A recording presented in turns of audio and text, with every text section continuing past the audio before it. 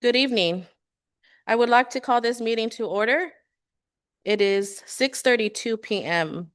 Welcome all city council members, staff, and residents for joining us this evening. Thank you for taking the time to be here and for your continuous interest in the city of Dilley. Can we please have roll call?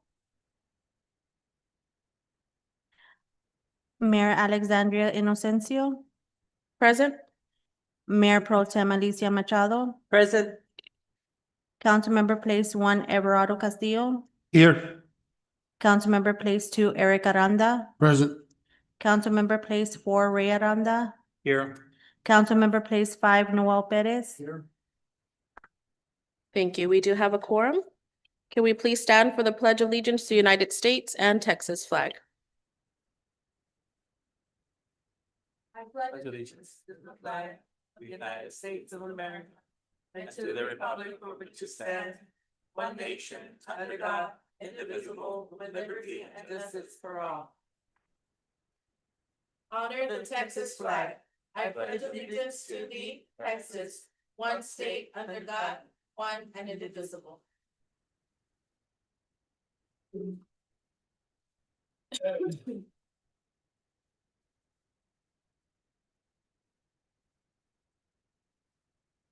Thank you. Invocation, please.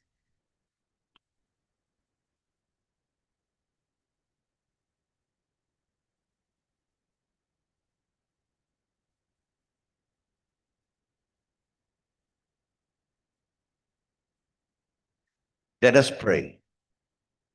Dear God, we pray that you will fill our hearts with peace, our minds with clarity, and our steps and actions with purpose.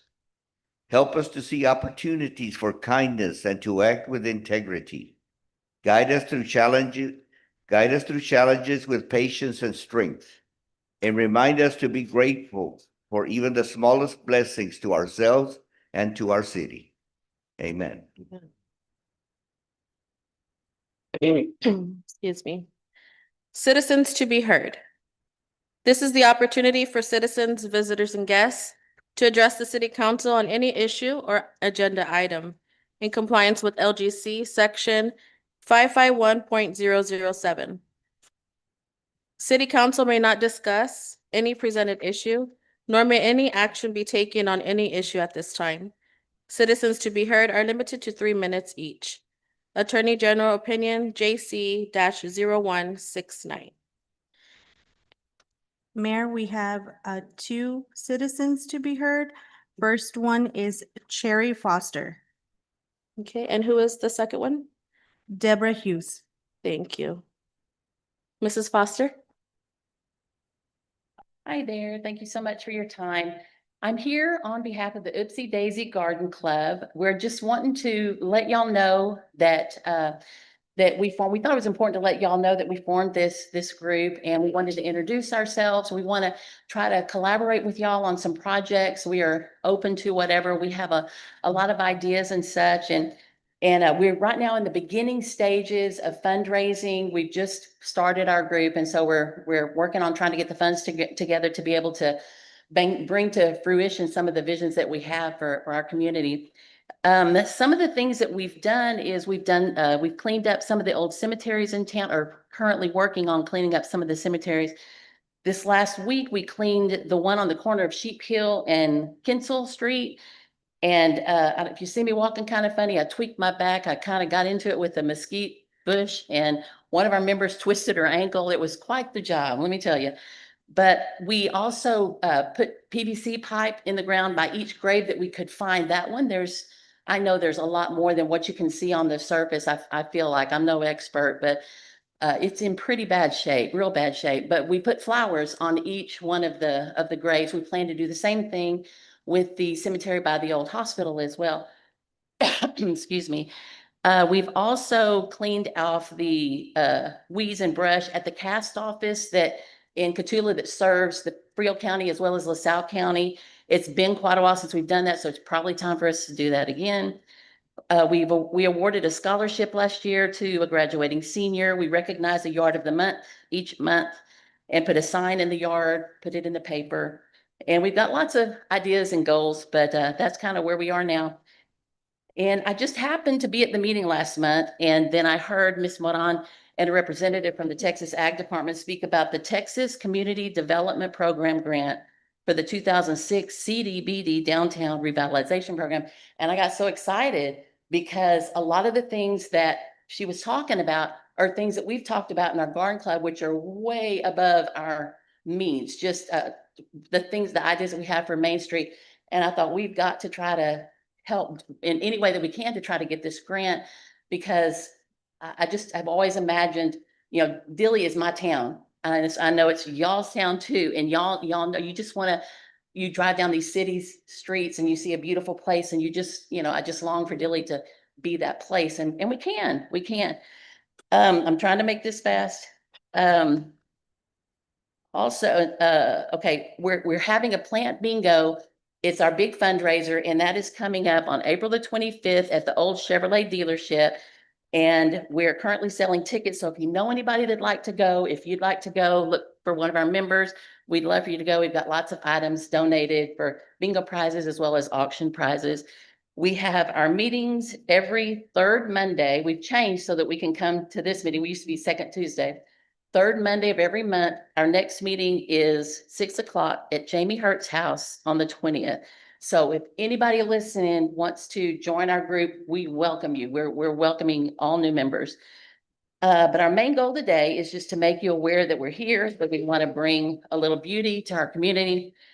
And I used to be a kindergarten teacher at the public school as well as the Christian school. And my favorite book was The Crayon Box That Talked by Shane DeRoff. And just to quote the crayons, we are a box of crayons, each one of us unique. But when we get together, the picture is complete. So let's get together and let's complete the picture. Thank y'all so much. Appreciate you. Thank you. Thank you, Ms. Foster. Next citizen to be heard, Ms. Deborah Hughes.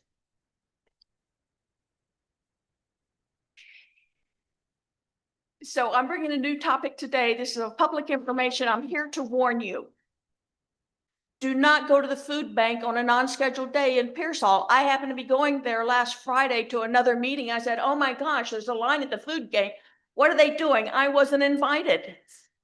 So I stopped and got in line. It went very quickly, and they give you a huge box, like a banana sized box, you know, that they fill the bananas with. And they've pre-filled some of it with like frozen sausages that were venison. Oh, yum. And some other frozen items. And then they let you pick from the tables.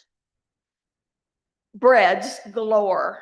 It's like day-old breads from HEB, Dave's Killer Bread in my freezer, Jewish rye in my freezer, and then some salad stuff, pints of onions that of course I divided up and put in the freezer.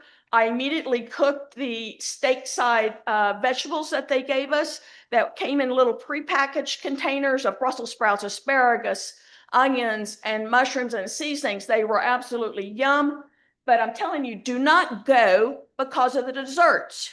I brought home gluten-free brownie bites and tiramisu. I have gained 2 pounds. And they're going to do it again, I think, in 2 weeks. It's not on the schedule, but I'm pretty sure it's going to be in 2 weeks. 2 weeks from last Friday. Thank you. Thank you, Ms. Hughes. I don't have to work. I'll go. Okay, moving on to item number 6, mayor's message and department reports submitted for informational purposes only. I will begin this item on the agenda with just some briefing from events that I've attended as mayor. And some of those things were our Autism Awareness Month walk that the Ms. Lydia had organized here in the city of Dilley, which was down Business 35 to our main park, as well as meeting with our Dilley Police Department and the Dilley ISD Stronger Connections team. And this meeting was for implementation of our officers collaborating with the school district in bullying awareness for our students, as well as 911 protocol, and special events that we will be collaborating in the future. We also had our City of Dilley Easter egg hunt, which was a success. As mayor and the rest of the staff, we gave out goodies to those who participated. And on behalf of myself, I gave out pizza on behalf of everybody that was in attendance. I also have attended the Appraisal District Director training that was held in Uvalde, as I do sit on the Appraisal District Board. So that was definitely something that was beneficial to all directors in our region, to ensure that we are fulfilling our duties as being on the FreoCAD board. For future events coming up, we, as we heard from Ms. Foster, we're looking forward to collaborating with the Oopsie Daisies. Next week is Earth Day. We do plan to do something with the 4-H, FFA groups, different sort of organizations from Dilley ISD to beautify our gazebo in the community, downtown park, and that is open to everybody. We will also be participating, and council, I invite y'all to join the Autism Walk at the school district on April 24th. Just a reminder that we will be conducting our siren tests this Friday on April 17th at 10:30 a.m. With that being said, all the events that we do have in the community, I extend invitation to the rest of the council so that we be able to join our staff and all other organizations in our community to put on great events for our community. Before we move forward, I want to take a moment to recognize the importance of tonight's agenda. This meeting reflects the ongoing work and dedication of our departments. Each play a vital role in maintaining and improving the quality of life in our community. From our library and court services to public safety, public works, and administration, every report we receive represents the commitment of our employees to serve our residents with professionalism and integrity. I also want to acknowledge again our citizens who are here tonight or listening in on our live. Your voice is important and your participation helps guide the decisions we make as a council. We encourage respectfully engagement and appreciate your willingness to be part of this process. As we review the departmental reports this evening, council, let us remain focused on the transparency, accountability, and progress that each department plays in the role that we all have and the goal that we have as elected officials, which is to continue building a stronger, safer, and more unified Dilley for all who call it home. Again, council, I want to personally thank each of y'all for being present today. And of course, an extended sincere gratitude to our staff for your continued hard work and dedication. Together, we are moving our city forward. Thank you. Very good. We are moving on to the department reports. We do have some of those department reports in our binder here, our agenda. We'll begin with library report. Do we have any questions for that library report? No questions. Next, we have the court report. Council, do you have any questions for Judge Flores? No? Judge Flores? Would you have anything Any to? questions, that I might entertain at this time? The numbers are good. Our tourism cases are going down. My magistration duties are going down about 26. Now, so far this month, it's been 3. So it's been going pretty good. Other than that, everything is moving along. Thank you, sir. Thank you, Mr. Flores. Thank you. Item 6C, City Secretary Report. I have nothing to report at this time. Council, do y'all have any questions for City Secretary? Have the city of the absentee ballots, have they come in? Yes, Are they the, did. the sample ballots? The Have they sample come in? ballots have came in.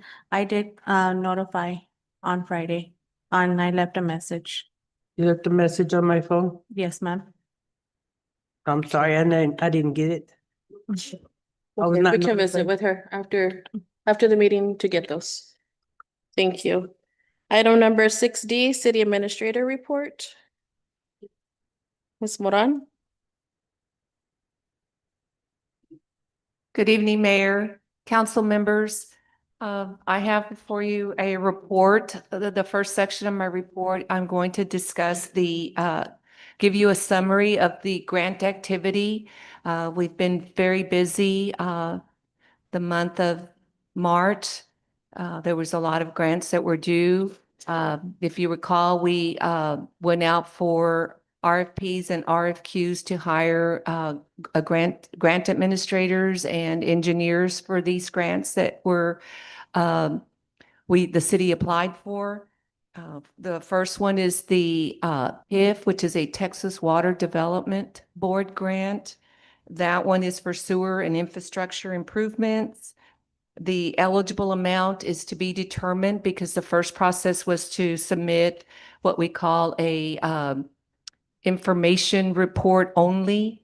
And based on that report, the Texas Water Development Board would review it and determine whether or not they would invite us to apply for a more detailed application. And also that invitation made it that we were eligible for funding. And I'm happy to report that with the hard work of staff and our city engineers who are here to answer any questions about this particular grant, that Texas Water Development Board has accepted our PIF. So that means we're eligible for funding for infrastructure improvements.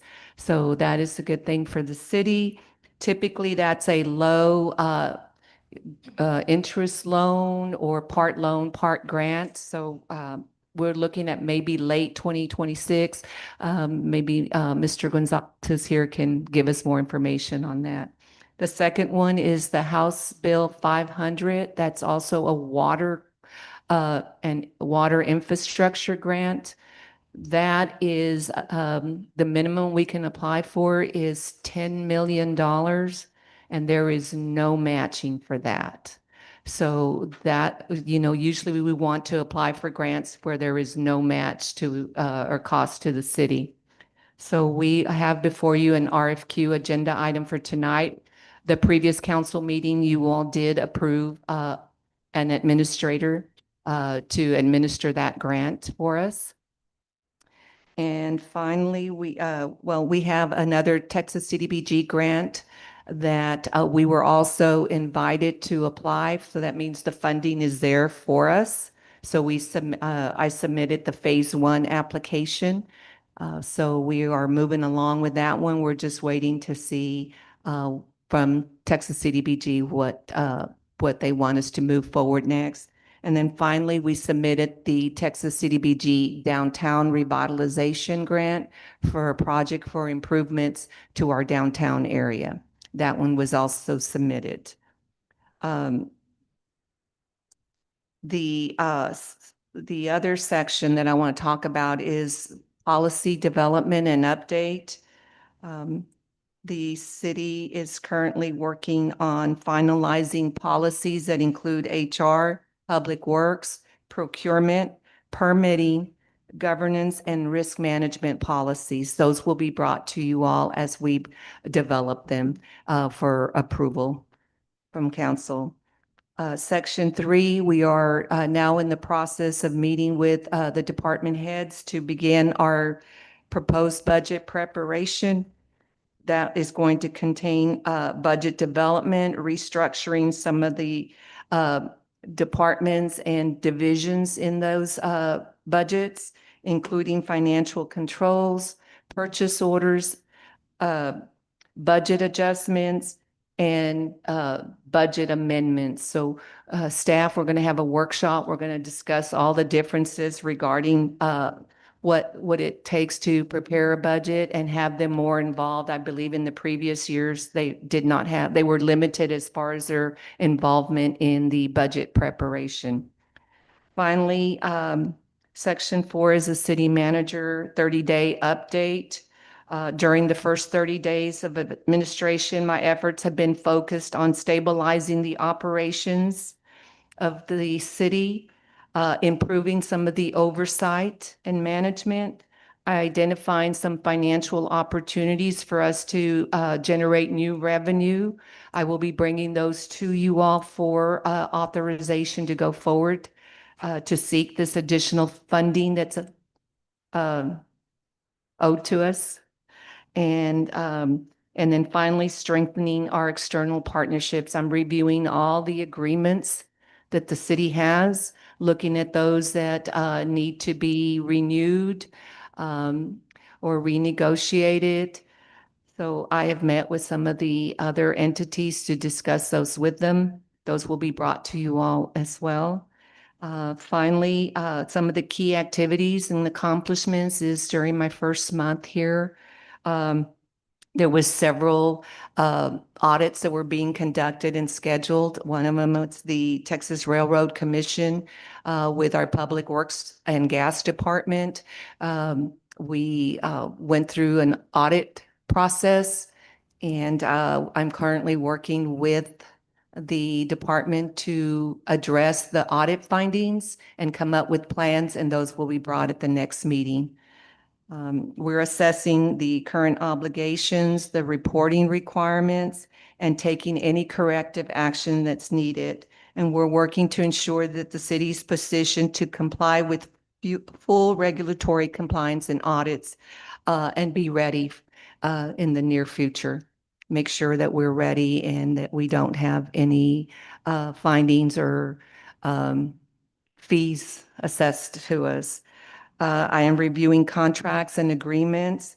I'm conducting a comprehensive review of the existing contracts, interlocal agreements that have expired, and any service agreements. You have one or two tonight.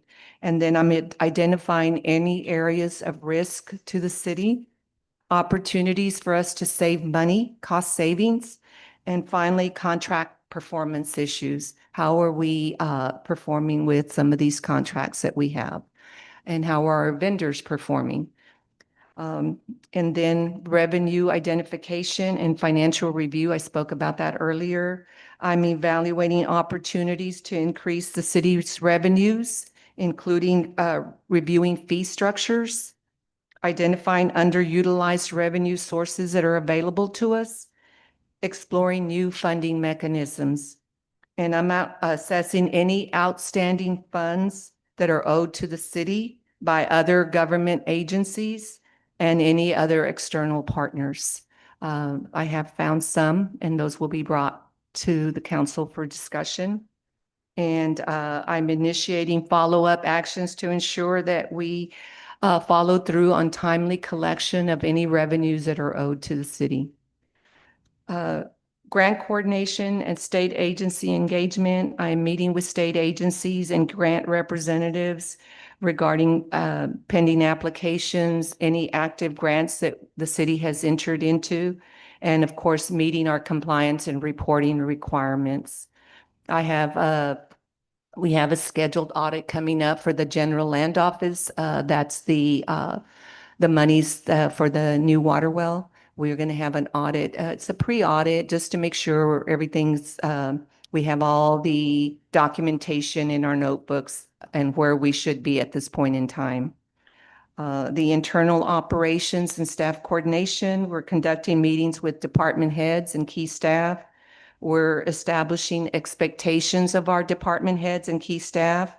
We have a mandatory staff meeting tomorrow for 1 hour. We put that in your packets. We notified you all about the meeting. We will be fully covered in Public Works and Public Safety. And finally, in summary, the first 30 days have been highly productive, and I've been focused on strengthening our financial oversight and accountability, ensuring that we're complying with regulatory compliance so we don't have fees and fines assessed to us. And I'm positioning the city to maximize any grant funding opportunities, and we're improving our internal operations and our organizational structure, identifying new revenue opportunities, and recovering any outstanding funds owed to the city. These efforts are laying the foundation for long-term stability, transparency, and operational excellence for our city. In closing, I would like to state that administration remains committed to transparent communication with council, responsible financial management, proactive planning and policy development, and of course, delivering the measurable results for our community. I'm open for any questions. Thank you, Ms. Moran. Council, do you have any questions or any thing for Ms. Moran? I would just encourage our city administrator to make every county meeting because we have some degreed individuals on staff now that are degreed, that are professional, and we need to find out exactly what the county is doing. I mean, all the daily people are taxpayers of the county, and we just don't want to know where the money goes, and we want to be informed, in other words. Thank you. Thank you. Thank you. Next item, 6E, Finance Director.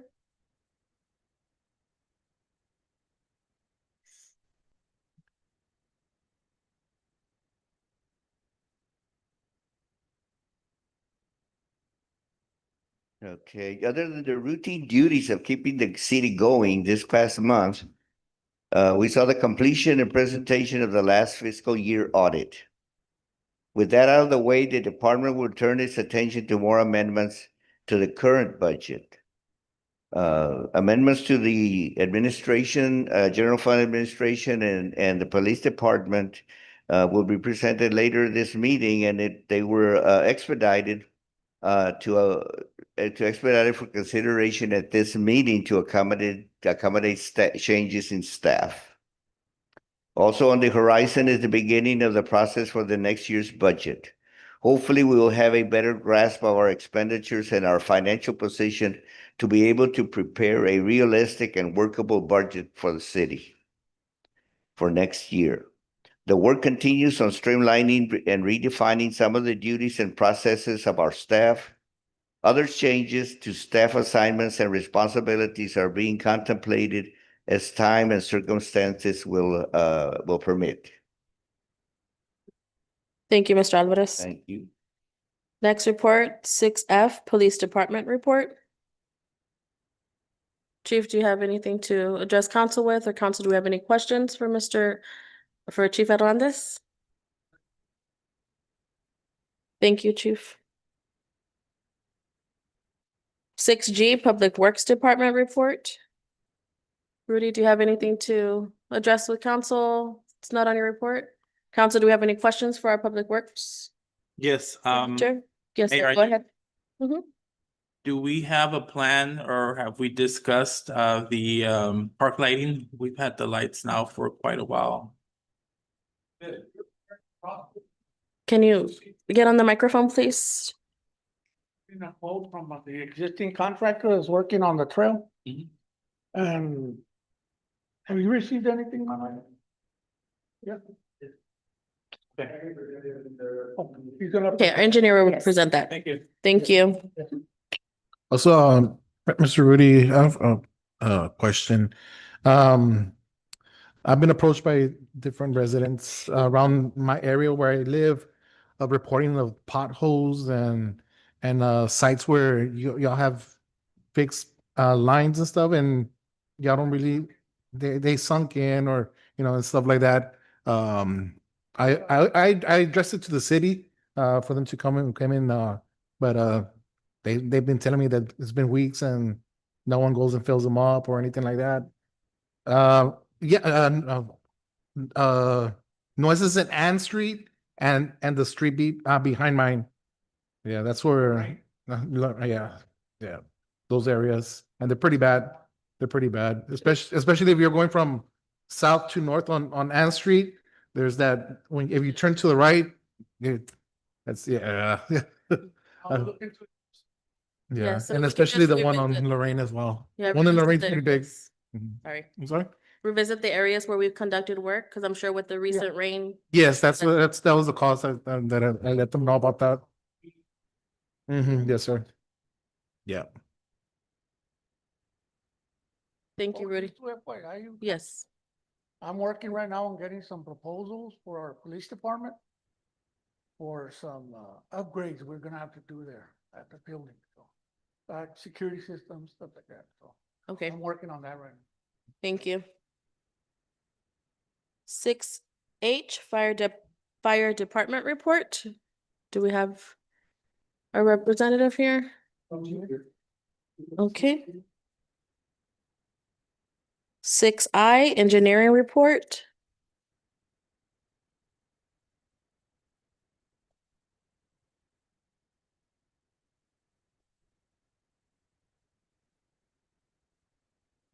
Good evening, Mayor and Council. Good evening. On the engineering report, we have just a quick rundown on the projects that the city has so that we have a idea of what we have ongoing. And then I know that Ms. Moran explained some of the future ones that has been applied for that will be coming. We have the GLO project that the city's already been granted. It was a $2.1 million grant. And that project entails installing or constructing a new water well for the city of Dilley. And it will have the water well, the pump, the SCADA integration of the pump. And then it will have a backup generator for emergency power services and the connections from the well to the plant itself to make all the, I guess, the fittings and appurtenances to make it functional. So the other project is a CDBG funded project. On that one, City of Dilley will be replacing an aerator. They're at the water plant. Both of the projects are at the water plant. So last progress meeting that we had with the GLO, I briefly went over the plans on the CDBG one, and that one included an aerator, some clear well capacity, and the clear well capacity, the way we're achieving that is by improving our water filter improvements. And then we have also installing a backup generator for auxiliary power at our Civic Center well. Power gets cut, we'll have some backup power there. And we're also proposing a VFD at that well, so that the VFD allows us to be able to slow down the pump and be able to run possibly two pumps at the same time if we need to during summer peak use and try to match the plant's capacity exactly. So if one of the pumps is not able to provide enough water, we can then, right now, if we turn on the second pump, it's too much water, it overflows over the equipment and it's not able to do that. So if we're putting variable drives on both of the pumps, the new one and the old one, we're able to slow them both down so that they can match the plant's pumping capacity. Okay, and then I guess I mentioned the generator with an automatic transfer switch when the power gets cut. We also have the Water Development Board project. That one we have been having progress meetings and updates.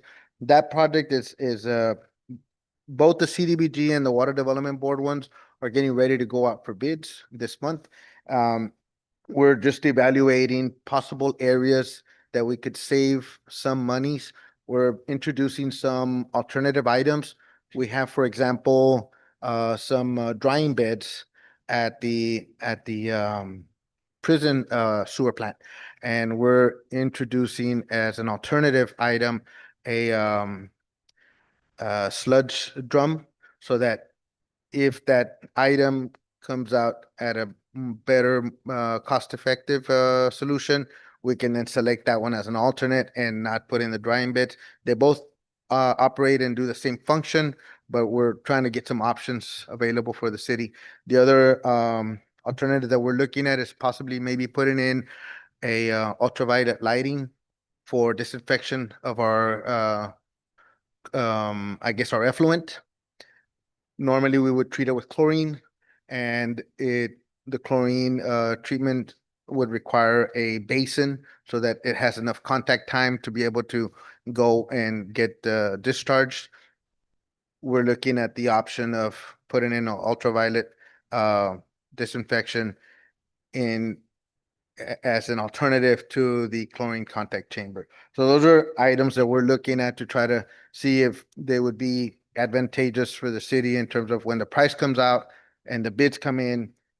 Can we, can we keep the one that we really want the most? The last one is the sidewalks project. And I think Councilman Aranda asked about the installation at the last meeting that we had, and I did reach out to the contractor, sent them the information that we had available from the city on the purchased items that we already have. I believe it was 20 lights. We sent it to them. They provided us a cost to assemble them and install them. The assembly and installation would be $848.87 for each one. At 20 lights, it ends up being $16,977.40 for the installation of the 20 lights. I don't know what our initial cost was of the lights, but that's what we got from the contractor. If that's something that you may, $848.87 per light installed to assemble and install. Yes, correct. And then, so the total on that would be $16,977.40 to get those installed and get them into place. That's something for the council to consider if we want to include it or add it as a change order to his current sidewalks project, or if we want to go a different route, then I'm at the direction of the council on that. And then they've submitted invoice number 5 on the sidewalks project. We have visited the site. There is some cleanup and some materials that need to be removed, some earthwork that needs to be leveled out, and some I think some finish work that needs to be done on the edges of all our concrete sections so that we don't have a drop off. Those kind of things need to happen. So we're going through their invoice before when we can then submit it back to them. If it's recommended for approval, then we would submit it to Ms. Moran and her staff to be able to process it, but not until we've gone through it completely and we get everything done. We did ask them on the entrance for the parking lot south of the swimming pool. We have the sidewalk going through there, and then we have a section between the street and the sidewalk. We initially had it on the contract, and then during discussions, we had multiple driveways into the park. We discussed removing some of them that were not going to be used as driveways. And during that discussion, we ended up removing 3 of them, which was the one by the baseball fields and the 2 that were on Houston Street. And so those were not on the contract. They did not provide a price for them. So they haven't built them, right? I did ask them what it would cost for us to add that section, especially the one going into the parking lot, back into the contract. And they're going to give us a cost for that. I suggested we use the current pricing that we already have on the contract. They said they were going to look at that just to see if from when they originally bid it to now, if the cost of materials like concrete and things like that, if they're similar or within range, they would then consider that, but they would get back to me on that. Okay. So that's what I have as an update. Do you have any questions on that? That's for the 2 instances on Houston. Is that correct? One entrance, the one on the south.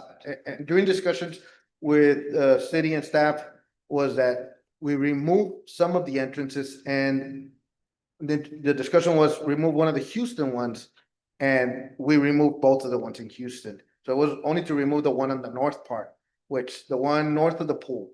That one Where the parking lots at, the handicap, the small. Yes. that one was the one, that one went out. And the one south where the bigger parking lot is, That's the one we want to add back in.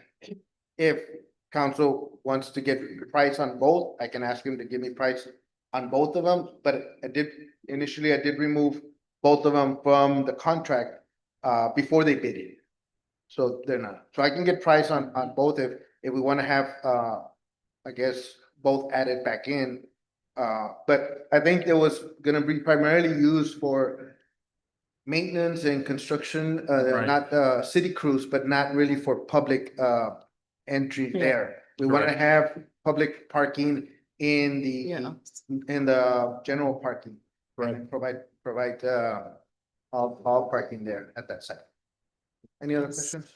So, I'm glad that we're speaking about the walkway right now. This past weekend, I had PD report to the back. I was going around town and I noticed a black vehicle parked inside the park. So I reported it, and it came out that, the officers that night, reported that there was some damage done to the sidewalk. They took pictures of it. Also, a lot of the equipment was left unattended, open, to the public, which is a big safety hazard, especially when that I just found out that the kids are using the field as well. There's, boards with nails sticking up, stuff like that. Some of the sidewalks chipped already. And of course, what you mentioned as well, there's a lot of hazards, for people twisting their ankles or tripping over the sidewalk that hasn't been filled up yet.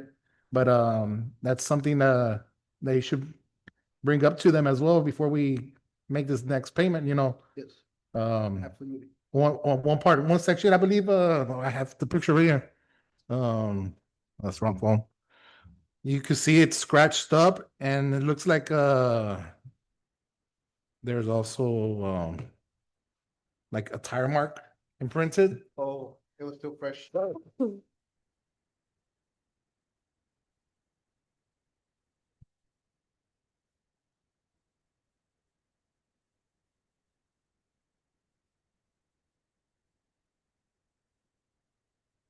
So for the record, Ms. Moran, are our parks open? It was my understanding we closed them down once this construction started.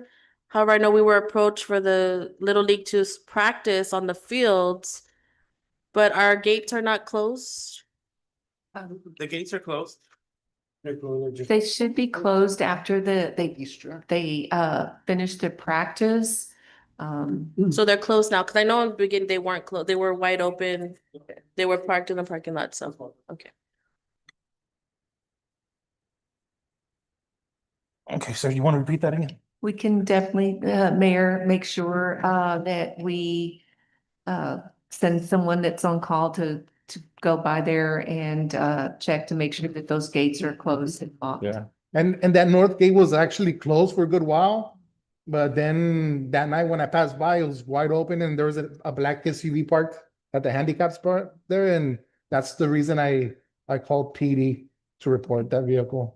And Mr. Esparza called the guys real quick. They went over there and checked it out, and well, they found all that stuff. And I believe Chief is actually working on the report to give to you about that incident.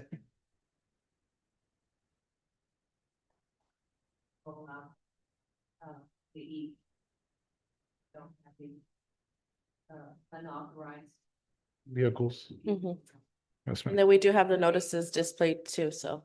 So it's proposed that we're not gonna have driveways and the entrance going into the swimming pool, right, in the T-ball field, No, because we're not gonna use that as parking lot. That's correct. I believe that's what we had. Well, because our parking is already scarce as it is, Mhm. and we have a parking lot on the other entrance. Now you gotta do a driveway, but the sidewalks are only 4 inches thick, so that should have been modified from the get-go to when they drive over it, it won't affect the sidewalk. it is. And you're correct, but That we part- reviewed the specs We did- whenever, after And we also, did the need to walking revisit trail. the contract, because in the contract, it was said that they were gonna dig 18 inches and put base. Yep. And none of that was done. And which I think it's okay because the land is already packed, it doesn't need it, but they bid it for it. And now it it's wasn't there. done. So, Exactly correct. and I think we need to I mean, we're quick to give us a bill on other stuff they want to do, but they need to fulfill the contract fully. I So think, we need to visit. Councilman, on the, in terms of on the bidding, we bid it, two different ways. One of them was with the caliche base, and, I believe the other one was with the, one of them was with the, no, with the aggregate, and the other one was with the, concrete. And, we presented both options to council. And then when we ended up choosing one of the options, we went with that option. The option was going with the concrete finish instead of the aggregate finish. So then that's the option that we did end up choosing. It has for just compacted subgrade on that. I will review the. Yes, if you can get with Ms. Moran, just Yes, to. I will visit with her and review on that. Just make for sure that time. What we have in there is what we had on the specs. And also the contractor installed the concrete on Thursday before Good Friday. And he did tell me, okay, all the concrete's in place, closed the gates, took some pictures and said, okay, I closed the gates just to try to keep people off of it for a couple of days so that it let it cure, so that it can kind of set. But on the sections where there's potential driveways gonna be coming in, like for example, on the big parking area, we did request for the sidewalk to be thickened so that when we do have cars going through it, it will be a thicker section. It's a 6-inch section instead of a 4-inch section. Because a 4-inch section more than likely will probably end up cracking sooner. But yes, I will visit with Thank Mr. you. Grant on that. Thank you. Any other Thank you. questions? Thank you, Eric. No, that's all. Thank you. Okay, thank you. Council, on any projects, if there's anything that you do see, please, I appreciate y'all bringing them now, but if you do see them, please report them immediately to Ms. Moran. That way she can coordinate with our staff. That way they can take care of them on timely. But I appreciate y'all's proactiveness. Moving on to item 7, action on consent agenda. 7A, approve minutes for the March 10, 2026 regular meeting, March 24th, 2026 special meeting, March 31st, 2026 special meeting. After this, Mayor, can I make one suggestion on the meeting, on the Regarding regarding, I'd like. to- regarding the consent agenda? Ye- Is that Yeah, what we're talking regarding about? the people that do, all the other jobs. I want to recognize Mr. Omar. Animal control, let everybody know just how much money he has brought in. I just want him to re-recognize and let him come up and let him speak, because he really speaks for him, but. Yeah, we're already on consent Yeah, but that's agenda what I'm though. trying to get you to stop. Yes, Okay. It's not that you can deny, but there's something. but definitely we can Yeah, look into okay. that. Yeah, Well, I appreciate that. It can be put on the general announcements. There is a new tab that could be, if you want to do a recognition, you can use on the general announcements that is put on the, towards the end of, before executive, which I think is item 24, if you want to do that. Hey, can you speak louder? We can't hear you. On 24, there's a new, Journal tab, announcements. yes, for general announcements. So if you would like to announce in regards to Omar, you could do it there on 24, since it's general. Perfect, thank you. Okay, moving on, as the items open, 7, consent agenda. Do you have a motion for consent agenda? Or any edits to the consent agenda? Mayor, there's no question. I move that we approve the items on the consent agenda as presented. Motion made by Councilmember Place 4, Ray Aranda. Do I have a second? Second by Councilmember Place 5, Roel Perez, all in favor? Aye. Any opposed? Motion passes. Item number 8, review of bills paid. 8A, March 2026 bills.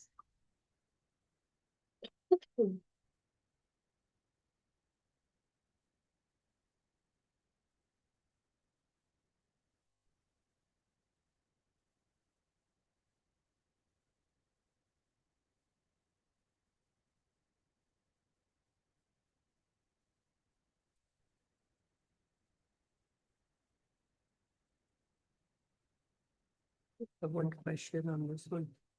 Go ahead, Ms. Machado. On the You have a Bureau, question? yeah, one on the Bureau Veritas, North American,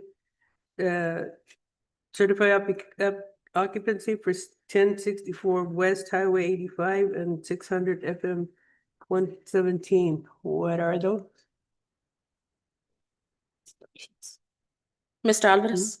They have a question regarding the BV certificates of occupancy for the two addresses. Do you have what, I'm not sure The what, location. what I they mean, where are? are they? Yeah. We got address if we don't know who they are. Speaking to your mic. Oh, uh-huh. Yeah, no, I just want to know who they are. Yeah.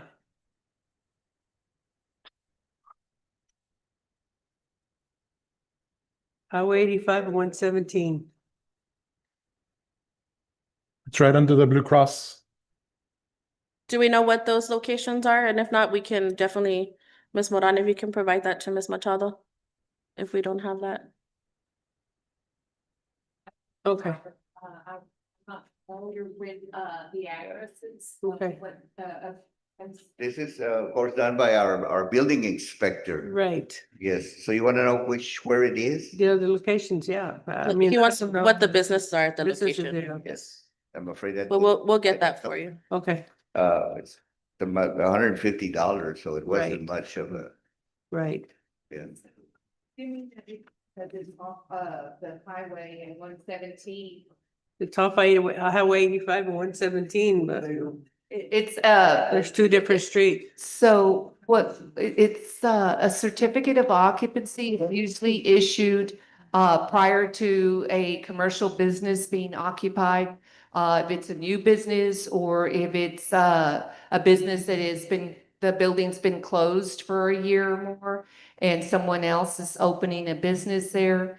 Prior to occupying the building, we have to certify that the building is safe for the public. Right, right. And understand so that. I they just look at wanted those to know Highway what 85. two buildings. they I were.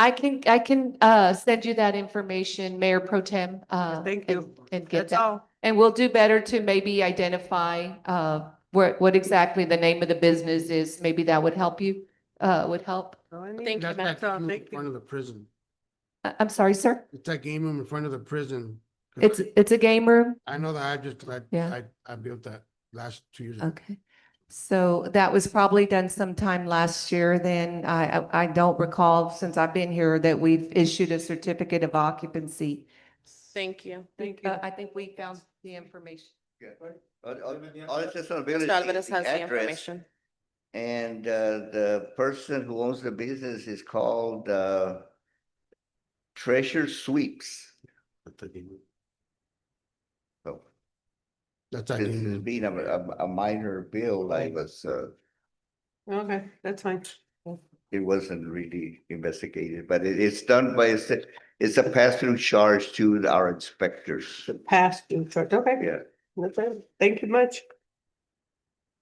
Council, do we have any more questions on city bills? If not, I can please have a motion.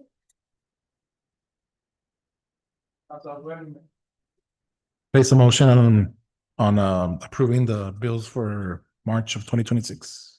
Motion made by Councilmember Place 1, Everardo Castillo. Do I have a second? I'll second it. Second by Councilmember Place 3, Alicia Machado. All in favor? Aye.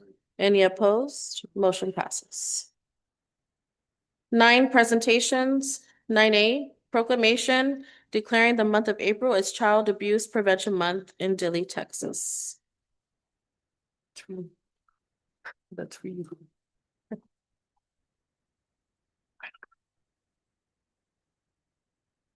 Hi, good Welcome. evening. I'm Casey Brown, for those of you that don't know me, and I'm the Executive Director of your local Child Advocacy Center. And most people don't even know that you have one. And that's kind of purposeful just because of the nature of what we do. But we do often get confused with CASA, who will be up here in a second. Child advocacy centers are actually nationwide, and in Texas alone, there are 70 of them. We're blessed in the 81st district to have our own. We have 4 offices. Our Frio LaSalle office is actually in Cotulla, but we do meet in Dilley at the local Baptist church once a month to go through all of the cases that have come in. And so just briefly, so you kind of understand what a child advocacy center does, we're actually built into the Texas Family Code. So we're built into the law to partner with law enforcement and child protective services to help start the beginning of child abuse investigations. And I know people think maybe that doesn't exist as often as it does, but unfortunately it does. The numbers I'll read here in a minute show that. We see about 500 new cases a year just in our district. The Frio LaSalle number sits at about between 130 and 150 new cases each year. And so when an allegation of abuse is made or an outcry is made by a child, your local law enforcement, so we work with Dilley PD, will bring that child to us, and we will provide the forensic interview services. Most law enforcement aren't trained to interview children, and so we have staff that is trained to only interview children. And so just like you might go into a police station and make a report, kids can't do that. So we help do it for them. And then we have family advocates that work with the families from the moment they walk through the door till they just don't want us anymore. And then we have trauma-based therapists that work with the kids to work through whatever brought them through our door. Unfortunately, the bulk of our cases are sexual abuse, over 67% of our cases. So it's one of the highest things that we see most often. But we thank you guys for wearing blue and joining us as we proclaim April Child Abuse Prevention and Awareness Month. I'm going to read my proclamation, and then Bill from CASA will come up and read theirs. Whereas an estimated 558,899 children were victims of abuse and neglect in the U.S. in 2022, the most recent year which there is national data. Whereas in federal fiscal year 2023, 3.8 million reports were made to Child Protective Services and child advocacy centers investigated 247,543 cases involving sexual abuse. Whereas in 2025, an estimated 2,000 children died from abuse and neglect in the United States, a number consistently on the rise over the previous 5 years. Whereas in 2024, children's advocacy centers around the country served some 372,613 child victims of abuse, providing victim advocacy and support to these children and their families. Whereas it is estimated that at least 350,000 children are in the child welfare system in 2025 due to abuse and neglect. Whereas child abuse can have long-term psychological, emotional, and physical effects that have lasting consequences for victims of abuse. And whereas in Texas, 1 in 4 girls and 1 in 6 boys will be sexually abused before their 18th birthday, 98% of the perpetrators are someone the victim knows well. Whereas protective factors are conditions that reduce or eliminate risk and promote social, emotional, and developmental well-being of children.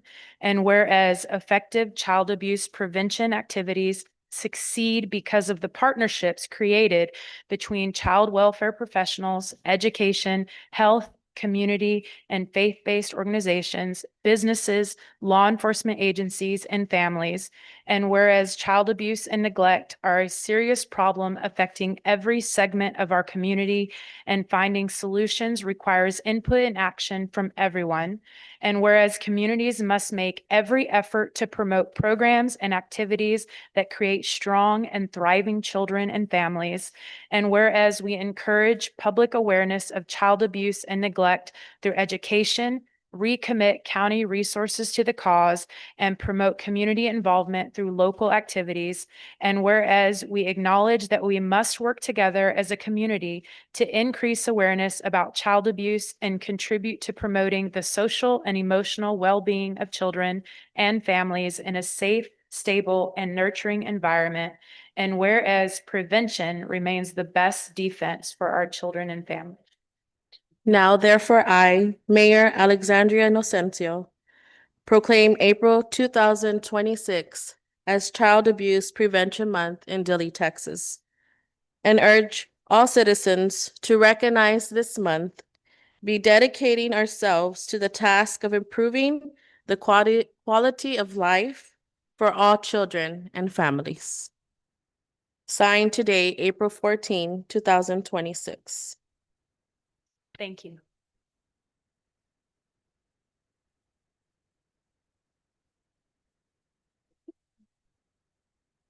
Good evening, Mayor and City Council. I appreciate you allowing us to be here. My name is Bill Moran and I'm with CASA South Texas. I'm the development manager for them. And as they said, Casey said, we continuously get confused as one and the same with CAST. They do such a phenomenal job and they're so crucially important to our community and children.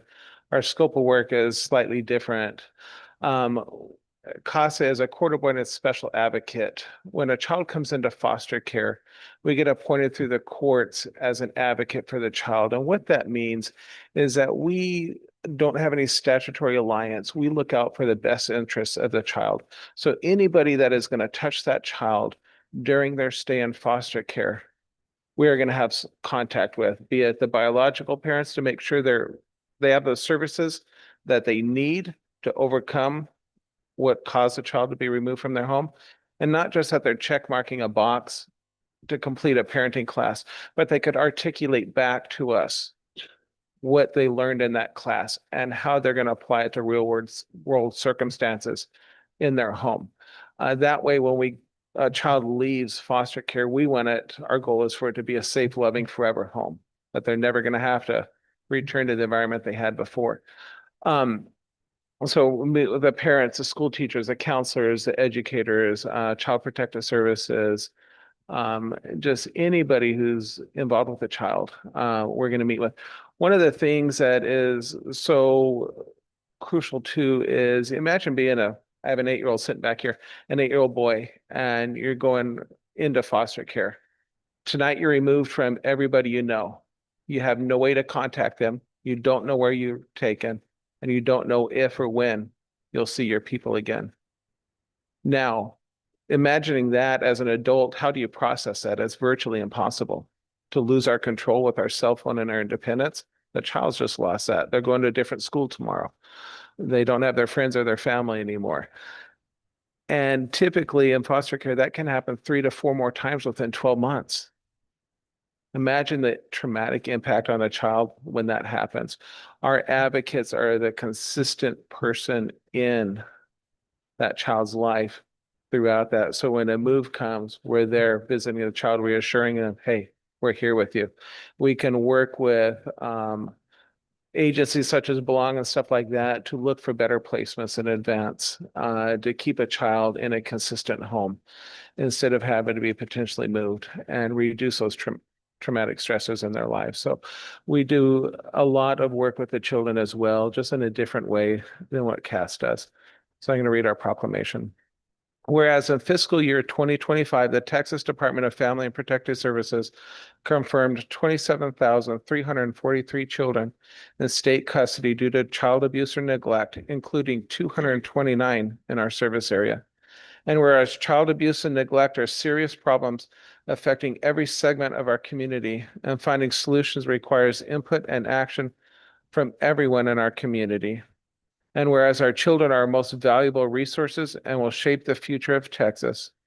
And whereas child abuse can have long-term psychological, emotional, and physical effects that can have lifelong consequences for victims.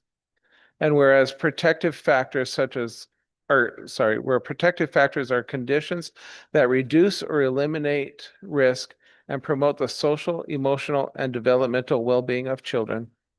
And whereas effective child abuse prevention activities succeed because of meaningful connections and partnerships created between child welfare, education, health, community, and faith-based organizations, businesses, and law enforcement agencies.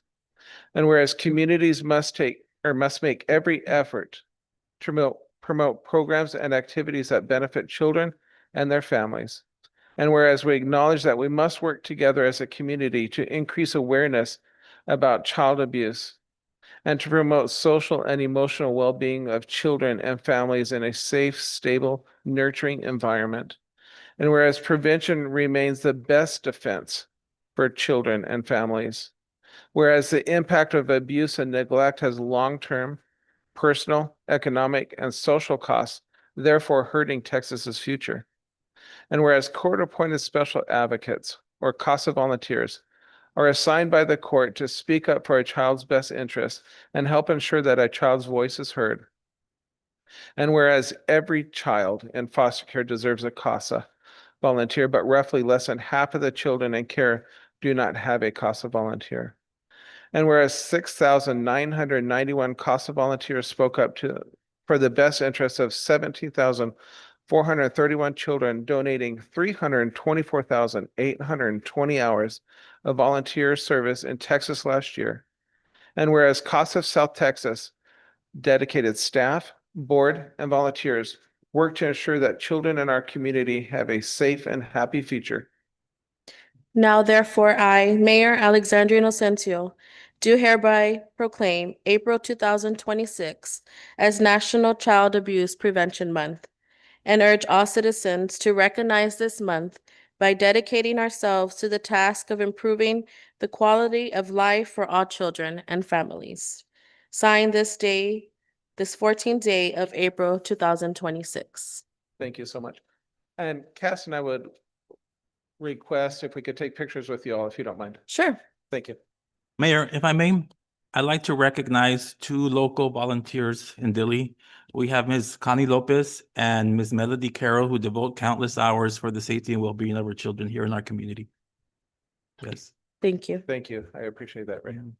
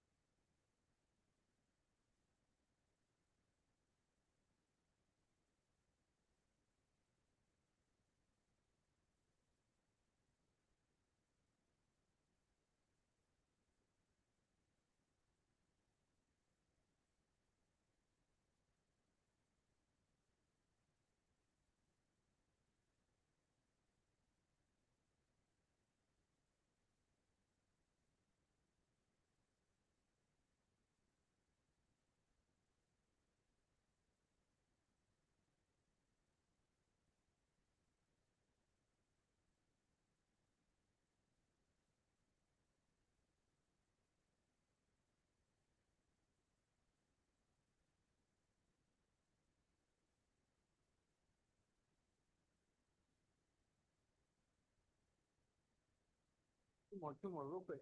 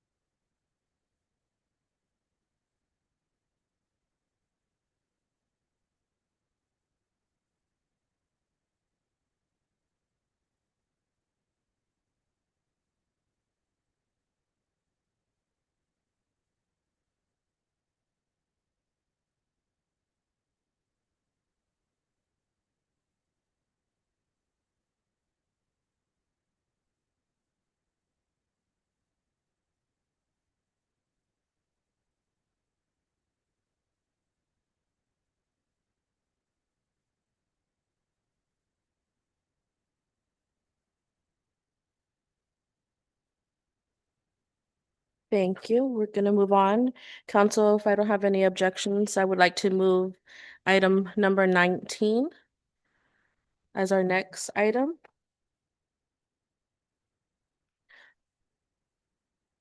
Discuss, consider an act on resolution number 26-14 04-05, approving a professional service agreement. Oh, I'm sorry. Can I disregard that? It's not 19. I 18, sorry. Discuss, consider an act on the amendment of solicitation modification of contract number P00038, U.S. Immigration and Customs Enforcement Office of Acquisitions Management. We do have present today Mr. Jose Rodriguez, Facility Administrator for our Dilley Immigration Processing Center. Miss Natasha is handing out the updated agreement. Thank you. Mr. Rodriguez, if you could please share with myself and council the modifications specifically to this amendment. Yes, ma'am. First of all, good evening, Mayor and council members, and thank you for allowing me to be present tonight.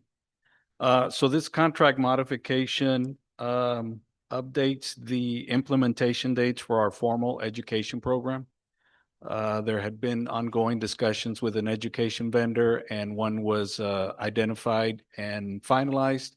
So what this contract mod does is update the implementation dates for the formal education program by the new education vendor.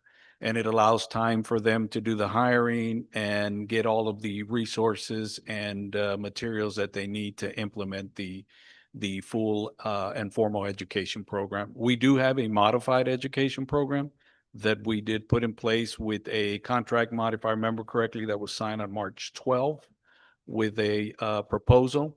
So we do have that modified education program in place, but this one obviously will be a more formal program, which will be more beneficial to the resident children there at the facility. Aside from that, nothing else will change. It just updates the implementation dates. Thank you, Mr. Rodriguez. Council, do you have any questions regarding the modification that you have? If there are no questions or discussion on this item, I ask for motion.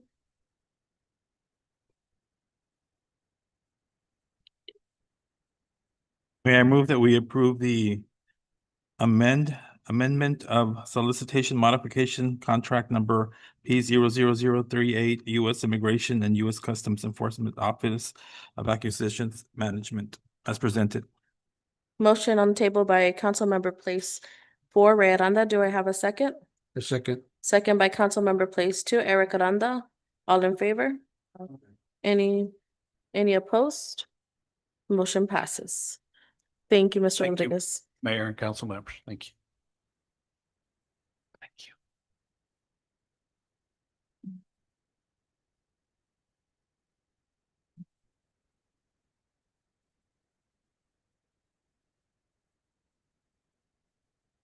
Moving on to item number 11.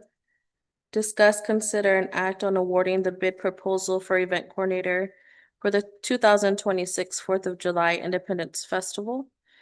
Council, in your packet, you do have a black folder. I'm sorry. I did skip 10, but we don't have any public hearings. Okay. You do have a black folder in your binder with the proposal that we did receive. It was advertised, and the proposal that we received for the 4th of July Annual Festival for the year 2026 is by J.J. Rivera. Do we have any questions for Mr. Rivera regarding his proposal? Just for the record, at 7:46, Ms. Machado did step out.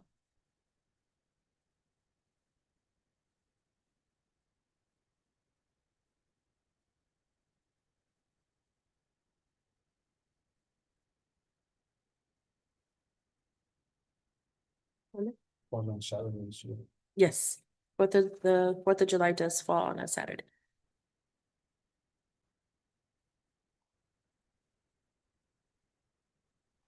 No, I don't have any questions. No questions? No. Well, I have the security part, is that,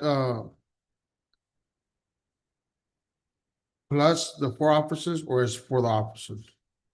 Because it says $550 an hour, 7 hours, and 4 officers. We're paying for the 4 officers, right? Yes. Okay, okay.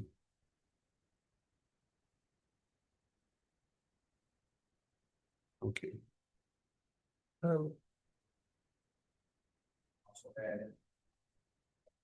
Mr. Rivera, you can go ahead and come to the podium to address council.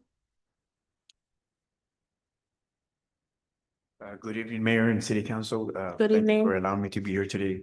If you have any questions on the festival proposal, I can answer. On the budget, I went ahead and added I spoke to Chief Hernandez to kind of what's the estimate per hour on our peace officers certified. And he gave me a code on it per hour. So I estimated about 4 officers for the safety of our citizens. So we can have patrolling throughout the whole grounds. And they came out to about the amount that I put there. And I also put the amount for the bar awards estimate of what we spent in the past. And I went ahead and added all the other items that we've been doing through the years. And I went ahead and still stayed under the budget of 25,000. As far as contracts for these bands, are they, do you have contracts already? Are they set or are they pending? All those bands have contracts already. They were just waiting for tonight because they've been kind of pre-booked for about a little bit over a month. And, you know, they kind of just been asking how's everything's going. So I'll notify them tonight. We'll submit everything by Thursday I want to bring everything Thursday, like in the morning. And the only thing that I ask is once they get submitted to our city attorney, if we could get a fast turnaround, because since they make a living off of this, I mean, and then we're almost 45 days away from the festival, a deposit can secure them with even though we have a contract, but without a deposit, we really don't have anything. Yes. Ms. Moran, some of these expenses, are they gonna be paid directly to vendors, or are we gonna pay everything to the contractor? And how is that, do you know how we're gonna pay that?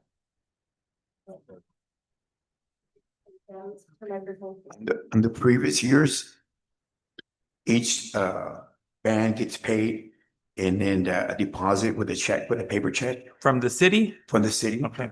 A day before the event. So let's say like this year is going to fall on a Saturday. Usually our city secretary, Natasha, will give me a call to come like on Friday at 1 o'clock, and we'll come and cash a check.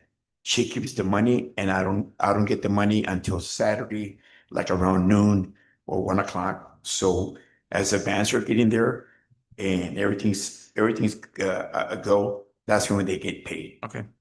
Because But we do these contracts will be between the city of Dilley, correct? Yes. And the performer. Yes. So, sir, we'll make sure that there are some internal control policies to make sure that we're protected financially and make sure that they provide us with appropriate documentation to justify the payments. JJ, one more question. Yes. The four officers that you're gonna get, are they gonna be reserve officers? No, I was gonna speak to Chief Hernandez to see what officers are available, or if not, I can just go with the sheriff department. I know Peter Salinas as well. If there's any deputies that are off that weekend that want to make some extra money, but I'm gonna first check with how we're doing here. I would not want to take any patrolling officers or anybody on duty from the city of Dilley to be controlling the festival grounds. They would have to be strictly off duty because of the hours. Okay, just a question, just wanted to know. Thank you. Council, any other questions or? I was calculated and I came out with 25,760. I don't know if someone else wants to redo the math. Did I? For the total of all of this? Yeah, for the total of everything.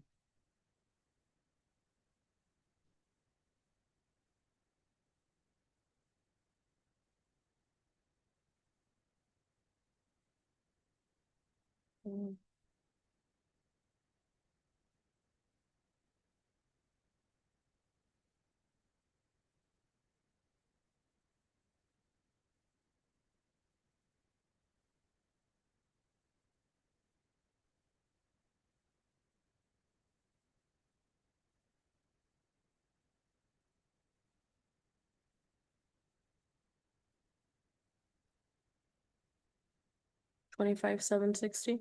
Yeah, I found a mistake here. It should be 1,400, not 2,100. For the office. The officers, yeah.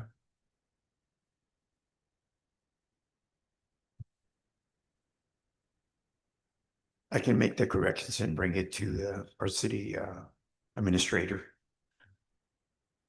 Because I think if, 1,400, yes. right? Mhm.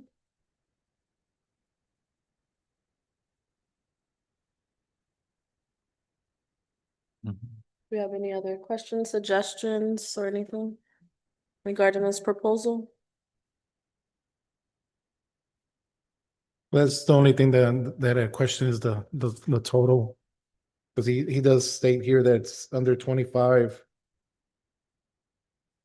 But in reality, it's a little bit over 25,000. Mhm. But with the correction, The correction. Yeah, with the correction, it'll be 24 or At the- 24,000 something. Yeah. So which still under 25. I just want, yes. just wanted to bring that up. Councilman Castillo, was the correction made on the security officers? That's including because yeah, you're $700 over on the security. But everything else, I don't know if it's correct, but I just want to bring that up. Okay, Yeah. Alrighty, if there's no further questions, thank you, Mr. Castillo. There are no further questions, discussions, suggestions, or concerns. I ask for a motion. Mayor and Council, I'll go ahead and make a motion on accepting Mr. JJ Rivera's proposal for the event coordinator for the 2026 4th of July Independence Festival. And just to also direct Ms. Moran to get with him and make sure all the calculations is correct and everything. Make sure we stay under the 25,000. Motion on the table by Councilmember Place One, Everardo Castillo. Do I have a second? Second. Second by Councilmember Place Two, Eric Aranda. All in favor? Aye. Any opposed? Motion passes. thank you. JJ. You have a good evening. JJ. Did you say something? Second. Eric. Item number 12, discuss, consider, and act on awarding the bid proposal for the operation of the city pool concession stand for the 2026 summer season. Council, in our packet, we do have that section. We did not receive any bid proposals for the concession stand. They're requesting that an extension be granted so that we can see if we receive any bid proposals. Would y'all want it for the May or maybe a special meeting to do the extension up to, or what's the proposal for the extended date? How long are we all requesting for extensions of the concession stand, Ms. Bora? Or Natasha? I would say till the May The May meeting, election, I mean, the May meeting? the May regular meeting. Okay. Sounds good. Ties it as open until filled. So we won't put a deadline on it, and then we'll hopefully have some applicants and bring it to the May meeting. Okay, so we will, council, they're asking to bring back for our May meeting. You have a motion, please? May I move that we extend the bid proposal for the operation of the city of Dilly Pool concession stand until filled? Motion made by Councilmember Place Four, Ray Aranda. Do I have a second? Second. Second by Councilmember Place One, Everardo Castillo. All in favor? Aye. Any opposed? Motion passes. Discuss, number 13, discuss, consider, and act on resolution number 26-14-04-01 on awarding the RFQ for engineering services for the Texas Water Development Board, HB 500 grant for water supply and infrastructure projects.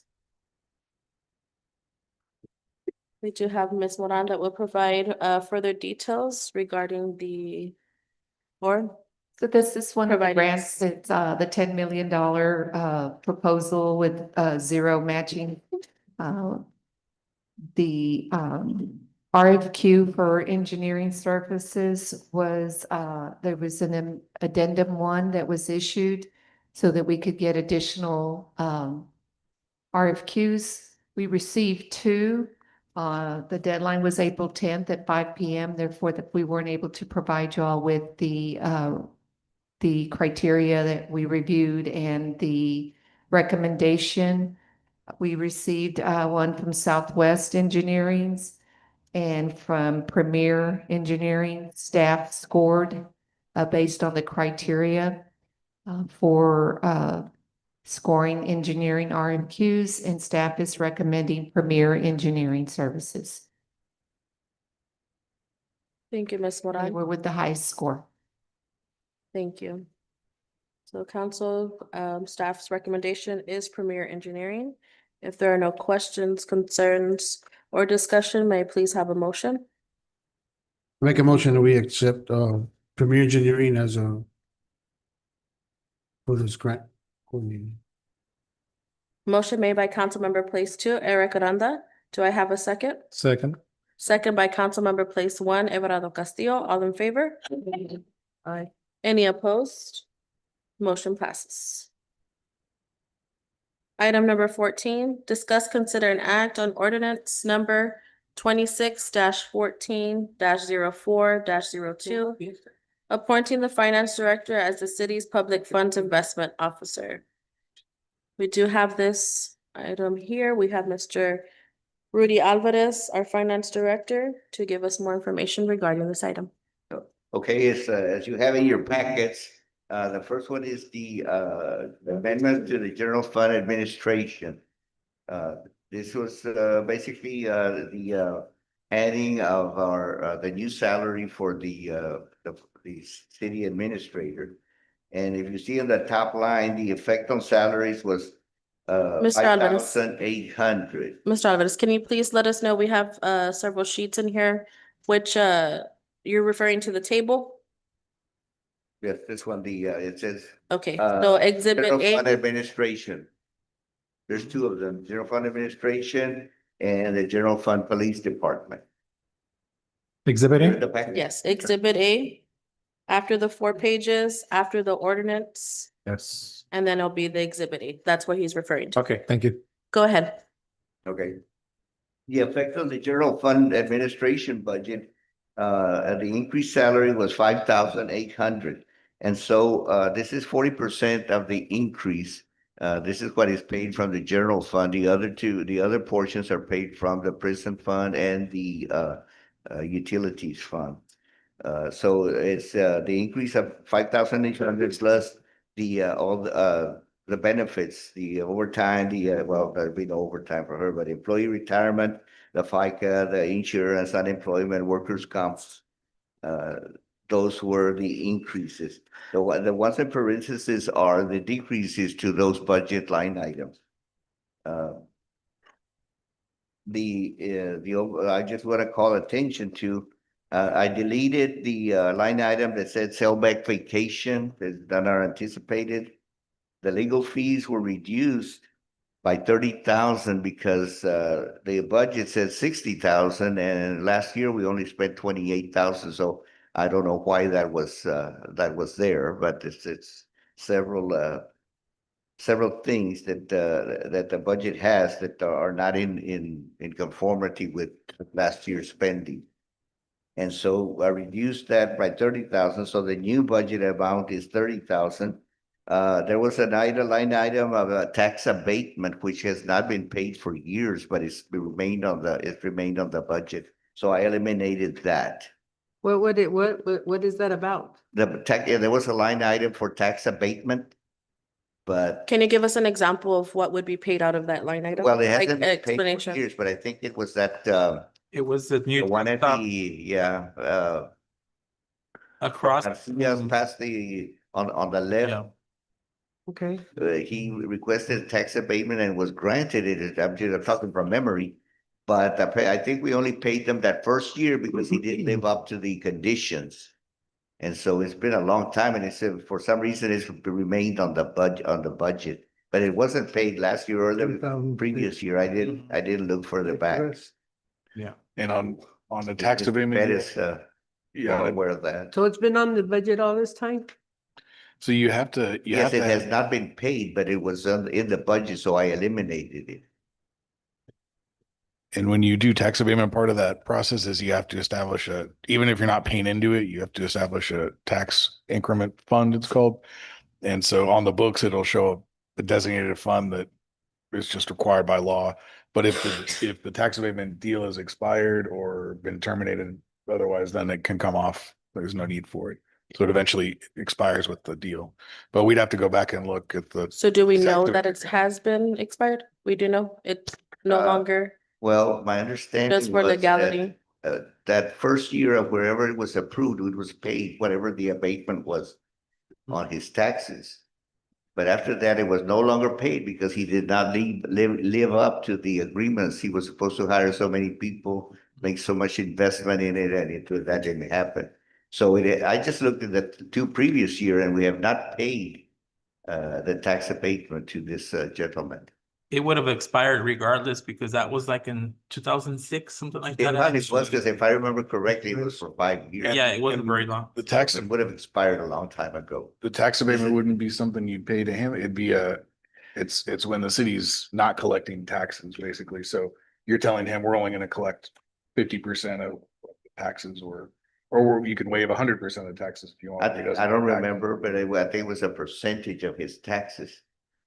Because he was supposed to continue making improvements, and again, I'm talking from memory. Yeah, I would need to see the tax abatement agreement and then I can Anyway, get with Mr. it has not Lansky. been paid for, I just looked back for the last 2 years.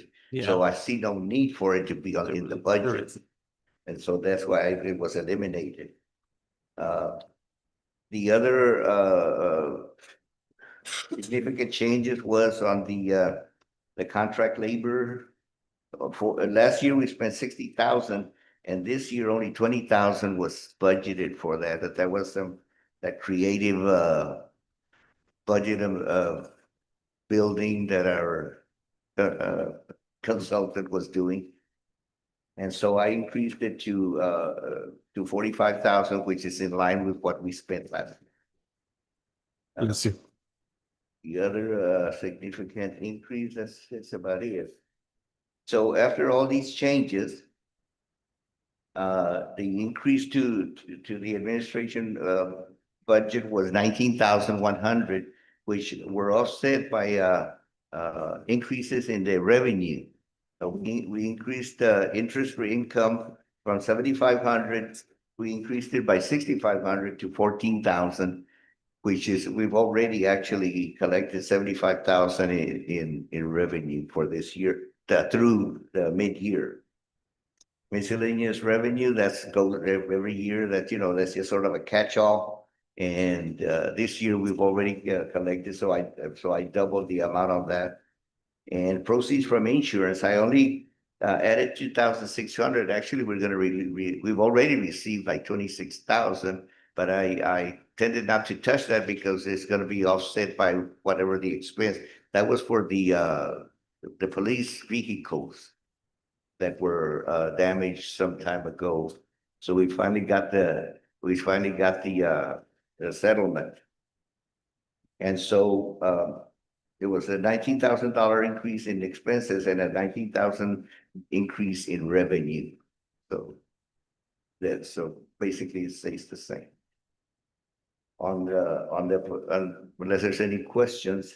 On the police department, it was actually, it was to add that one policeman for the remainder of the year. And actually that did not require an adjustment to salaries because of the attrition during the year. We will, with whatever was budgeted for salaries will be enough to pay for that additional officer for the rest of the year. And those last two items were actually a misclassification of expenditure. So as you can see in license and fees was increased by 16,000 but the expenses for computer software were decreased by 14,000, so basically it's a wash. And like I said, we're gonna do more, of course, have to do amendments for the regular budget. But these were expedited because of the need to clarify on the expenditure on increase and changes in staff.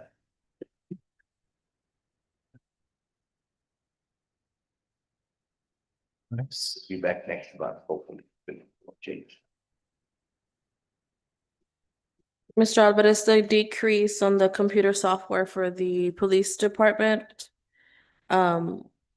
Because with the amendment, it's decreased it to $1,000.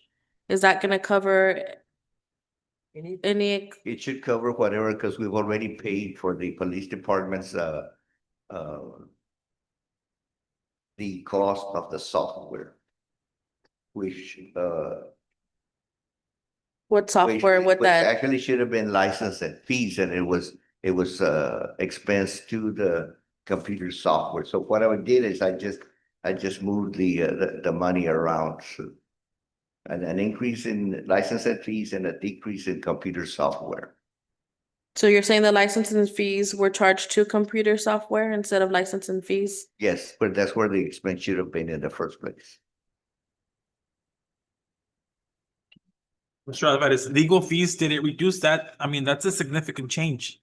The what? The legal fees, The employees? legal fees, we're going from 60 legal to fees. 30.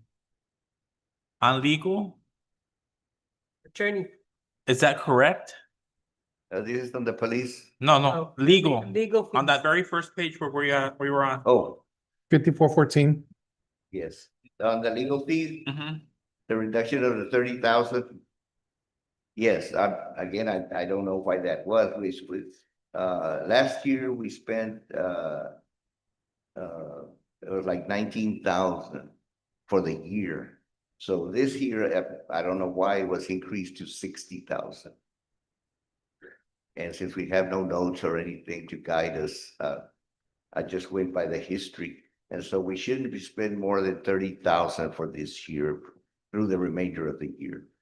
The new budget amount is 30,000. We spent like 18,000, 17,000 something through the end of March. Wow.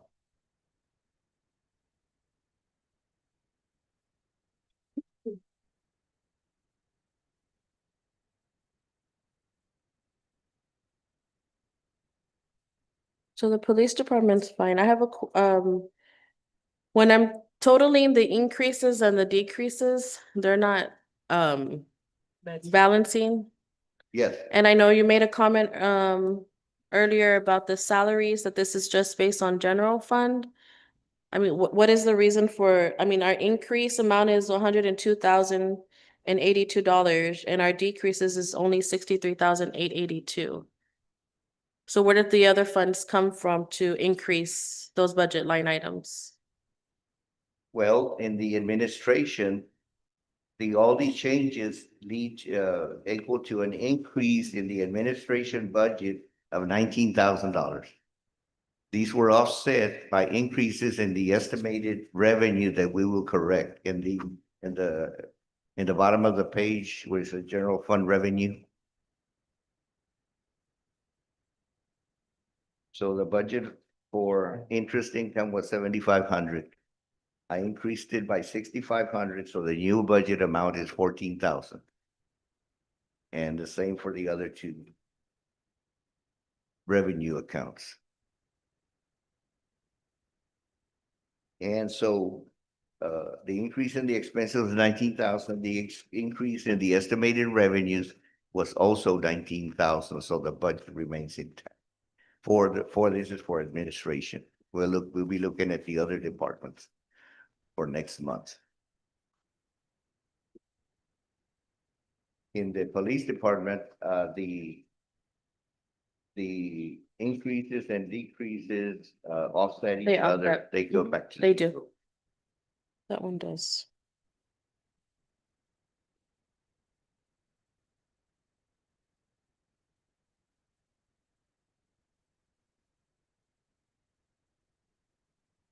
Council, do y'all have any questions, concerns, or y'all understanding to move forward with approving this amendment? And the main, from a legal perspective, the main thing with your budget amendments, as long as you're not increasing the total amount of your expenditures, you're good. You can do it as just a regular budget amendment. So in other words, as long as we're just moving money around within the same budget, you're good. If We're doing adjustments. you know, as long as it's offset from somewhere else, that's fine. It just is reflecting we over budgeted here and under budgeted here. But if you're adding to the overall budget, that is a different type of amendment that requires emergency justification. That's like if a water main breaks and all of a sudden we need to spend $100,000 more than was in the budget to begin with. That's an emergency, right? Or some kind of natural disaster, something like that. Mr. Alvarez, so the salaries, correct me if I'm wrong, what I'm understanding based on the increase for the positions that we've added, pay increase for city administrator and finance director. Based on the increase that you made in salaries, that's the only amount that you have to increase to cover those expenses? Actually, the total salaries were increased by 13,000 in total. But that's that's for the yearly salary. However, we're gonna pay her only for half a year, basically. And so the increase to general fund in administration, which is 40% of the total that she is paid, was increased by $5,800. Okay. And of course, That's to what's there on the to all increase on other salary. Payroll expenditure.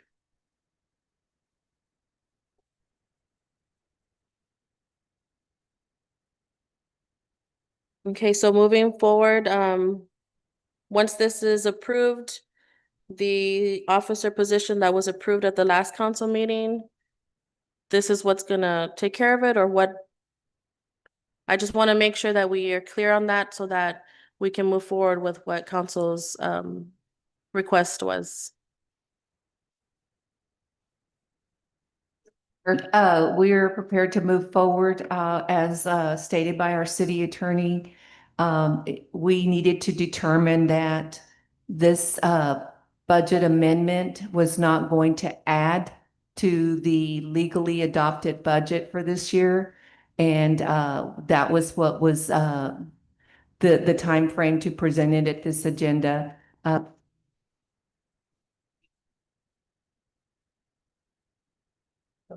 Austin, can you lend her yours? Yes. So Okay. we have determined that there is no added funds to this budget, so we can move forward now.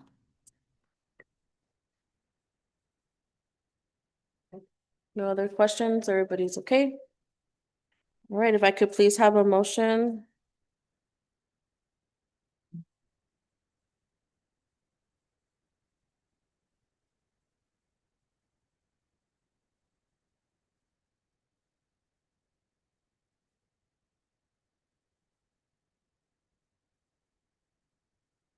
Mayor, council, go ahead and make a motion on accepting the ordinance number 26-14-04-01, amending the fiscal year 2025 through 2026 budget to reflect the updates of the financial conditions and operational requirements. Motion made by Councilmember Place One, Everardo Castillo. Do I have a second? I'll second it. Second by Councilmember Place Three, Alicia Machado. All in favor? Aye. Any opposed? Motion passes. Moving on to item number 15. Discuss, consider, and act on resolution number 26-14-04-02. Appointing the finance director as the city's public funds investment officer. Isn't that an automatic? Yes, as you probably may know, each public entity is supposed to have a public funds investment officer according to statute.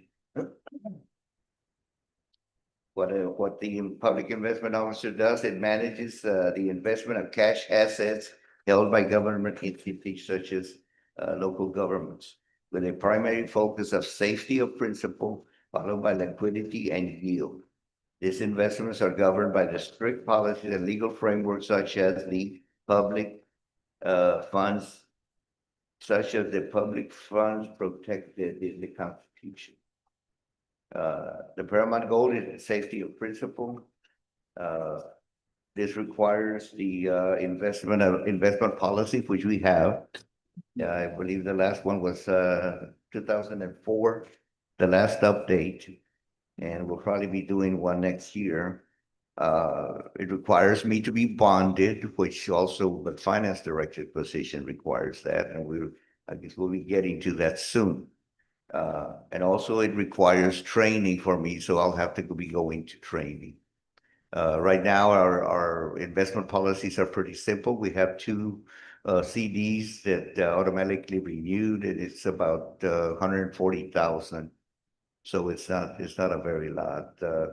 It does, the investment policy does provide for the use or taking advantage of investment pools, which right now I don't know that would, be necessary for the city to do that and to gain 0.75%. But that's something we can be looking at. Yes, definitely something we can entertain to look into. If the council wishes, they can appoint me as finance director. I mean, public funds. Investment officer. Investment officer. You're already our finance director. I have served in this capacity here before, and also I was the public funds investment officer for the city of Pearsall and the Frio County at various times. Again, in all these cities, it's not, other cities have consultants and they have, well, actually they have staff depending on the size of the city. And so we've always stuck to just certificates of deposit, but we'll be looking at other investments that the city might make. And right now, as I said, I don't think we have enough money to really warrant it, but anyway, we're required to have a public finance officer. A public funds investment officer. All right, thank you, Mr. Alvarez. Council, if there are no questions or discussion, can I please have a motion? May I move that we approve resolution number 26-14-4-2, appointing the finance director as the city's public funds investment officer. Motion made by Councilmember Place for Ray Aranda. Do I have a second? Second. Oh. I Second by Councilmember Place 2, Eric Aranda. All in favor? Any opposed? Motion passes. I'm sorry? He didn't have to name him? Item number 16, discuss, consider, and act on resolution number 26-14-04-03, designating the City of Dilley Public Library as a voter registration agency in accordance with the Texas Election Code and adopting Exhibit A, written plan for implementation of voter registration procedures. Those procedures are in My packet. your packet as well. Now's the time if you have any questions for Ms. Moran regarding this implementation in our public library. This implementation plan is required by the state statute to be brought before council annually, and that's why we're bringing it forth. Can you elaborate on that? This is the first time that we've been addressed to do this, so if we can. So the voter registration, the Texas Election Code requires that we designate the library as a place for residents can request a registration card and register. The plan identifies who is the designated person who will do the registration. It requires training and also have certain supplies on hand. And then once all the voter registration is received, it's taken over to the Frio County Election Office. So our library personnel will go through the training that is needed for us to register a voter? Yes. That's in the implementation plan that was attached here. I also attached the guide that tells us what we need to have as part of this plan. And the implementation plan is actually a template that was recommended by the Texas state elections. So Ms. Moran, I don't think it's a good idea for the simple fact that cities really shouldn't get involved in elections to that extent. The city of Pearsall has their public library not anywhere near the city of Pearsall or even the county. So I think if the library was somewhere else, I don't think there would be a problem. But I foresee city being a part of any kind of election like that, we're gonna have problems. And I don't think we have So the just- staff. Yeah, Just to clarify, this is a public library, right? yes. right. So every public library is already a voter registration agency under state law. It's just a matter of implementing it, but it's already, I just think that it's too much work for one part-timer. Yeah, you have to take it up with the legislature. They've decided already that every public library is already a voter registration spot. When did they start this? Did they say shall or can? What does I have not specifically, I know the general rule, but I haven't specifically No, looked but into it. If y'all- Does it say shall or can? If we can, we don't have to. If we can. Yeah, exactly.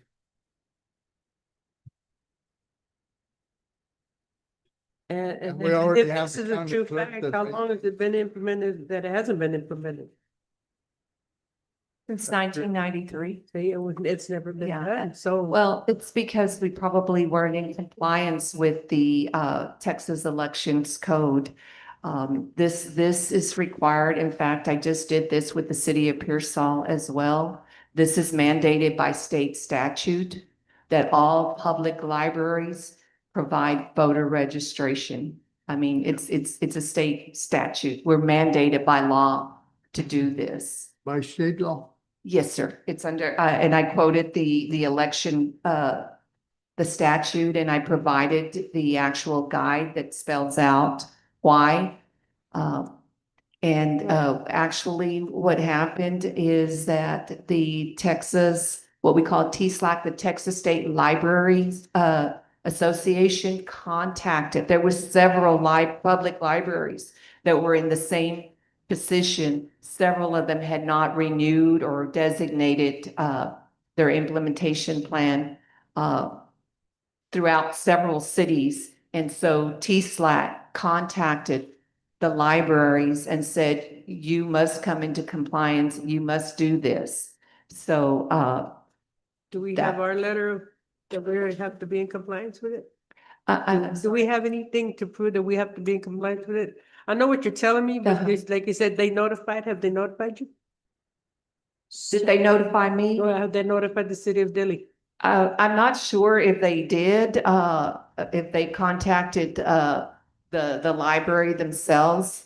But again, this I can certainly come back and confirm with TSLAC that they contacted who they spoke to here at the Dilley Public Library about this. But again, my understanding is that we do have something like this in previous years. We have had, and I can look for I don't know if it was done through an ordinance or a resolution, but my understanding is that we already do this. It's just that we weren't submitting the annual implementation plan as required. But we already do this and have done it in the past. So if I may add, Ms. Moran, thank you for bringing this to council. I'm not against us implementing this. It definitely provides another location in Dilley that our residents can come and register to vote. If they're not, it could be a hub and our staff can be trained for that. At this time, I don't think it's feasible. Just based on the Texas election code, we have to make sure we're open 30 hours a week, we're fully staffed and so forth under the election code. So once we get fully staffed in the library and get that, maybe we can revisit if you can get that information to see if we have received a letter of non-compliance. Like Mr. Bettis mentioned, if it's something that we have to do, I think again, it's not anything against it. I think we need to provide, everything is at our chair at a seat in Pearsall. And so this would be another area for them to come register to vote. I just don't want to put more on staff at this time since we're not fully staffed yet.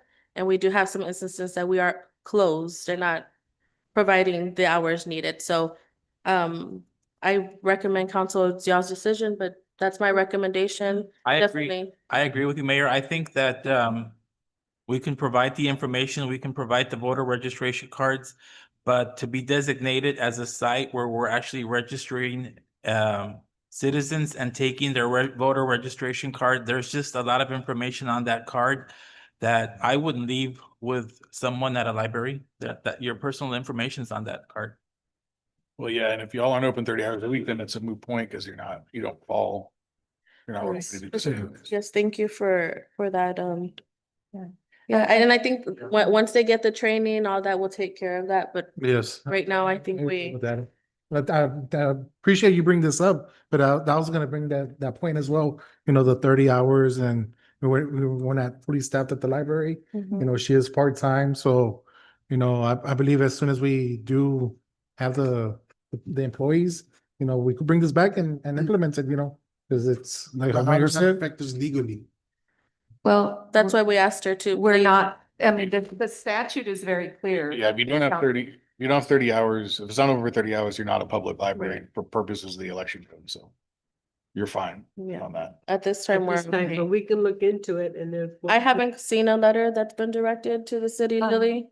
I don't know if there was a letter, Yeah, it was a call. If you read it, it That the says we can director, have a- there was a call, I know in the city of Pearsall, the State Texas Library Commission made the phone calls and we were informed that a lot of libraries were not in compliance with the statute.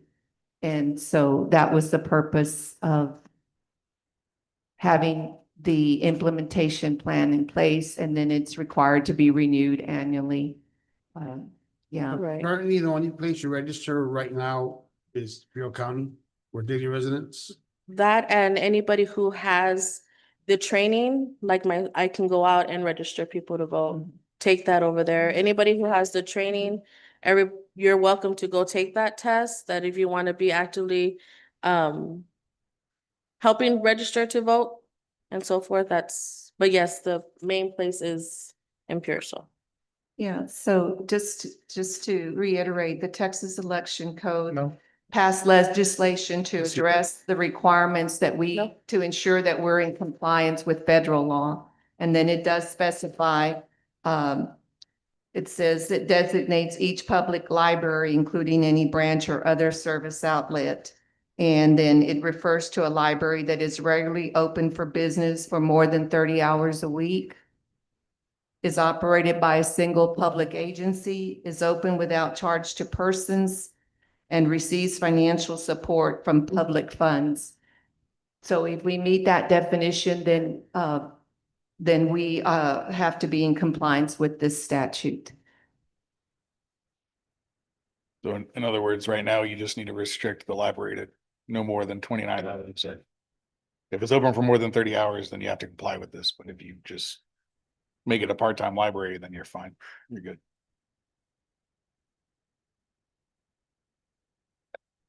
Well, I don't think she does more than 30 hours. Does she do more than 30 hours, Natasha? But if she's sick and it closes, it's not a consistent, right? But, Yeah. and again, I'm not saying prolong it for another year. No. Let's get the information as requested to Ms. Moran and we can bring it back up. Definitely, we want to first, we need to be in compliance with everything that's needed, but make sure have everything in place for the recommendations of it. So we should table this, correct? It's up to think council so. how y'all want to move forward. Do you have any other questions, comments? Do you have a motion? I make a motion that we table this item, resolution number 26-14-0403, designating the city public library as a voter registration agency. Motion made by Councilmember Place 3, Alicia Machado. Do I have a second? Second by Councilmember Place 5, Noel Perez. All in favor? Aye. Any opposed? Motion passes.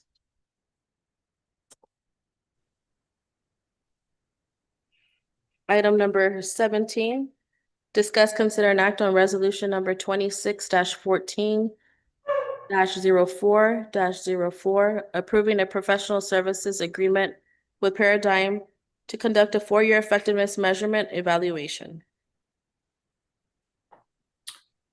So this item is also a compliance recommendation so that we could be in compliance. Ms. Moran or Mr. Olivares? I believe we should have Mr. Rudy Leal. That is on. correct. Yes. Yep. Good evening, everybody. Good evening, Mr. Leal. Yeah, so my name is Rudy Leal and I am with Paradigm. I'm a senior public awareness consultant. We have actually been partnered with the city since 2008, helping you execute your public awareness mailings. So part of the regulation is that at least every 4 years, operators must go in and look at the effectiveness of their program. So there are 4 measurements of RP 1162, outreach, behavior, knowledge, and bottom line results. And the proposal that we have in front of you tonight will cover all of those measurements, as well as sending a report back to the Texas Railroad Commission.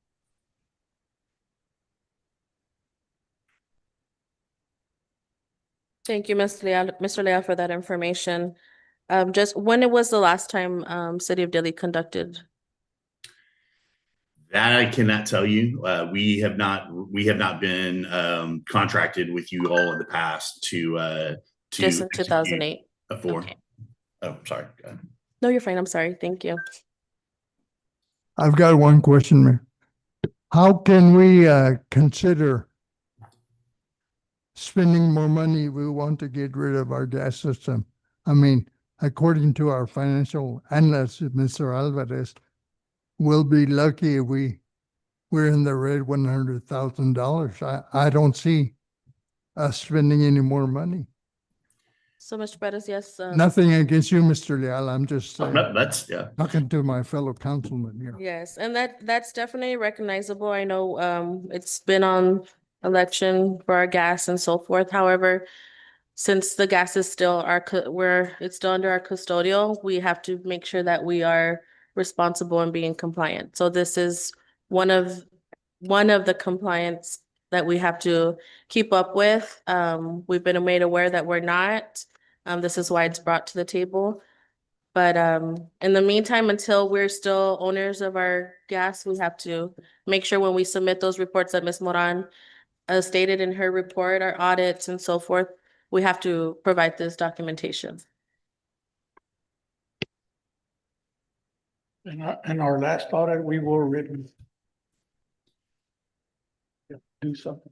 Yeah, I think that was a finding with the Texas Railroad Commission when they last visited you all. So that is why Rudy reached out to us to see if we could help him out with that.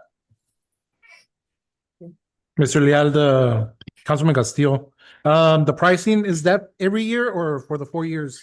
That is for the 4 years. So essentially what we'll do is we'll take all of your information from 2022 to 2025, and we will if you guys have the proposal in front of you, it'll show you the amount of total surveys that were returned, and then it'll give you a margin of error. So right now you guys are a margin of error at 10.85%. So essentially, like I said, that's just, this is something that happens that you only have to do every 4 years. Thank you, sir. Yep. Okay. Council, do we have any other questions for Mr. Leal or Mr. Olivares regarding this item? If we don't, if I could please have a motion.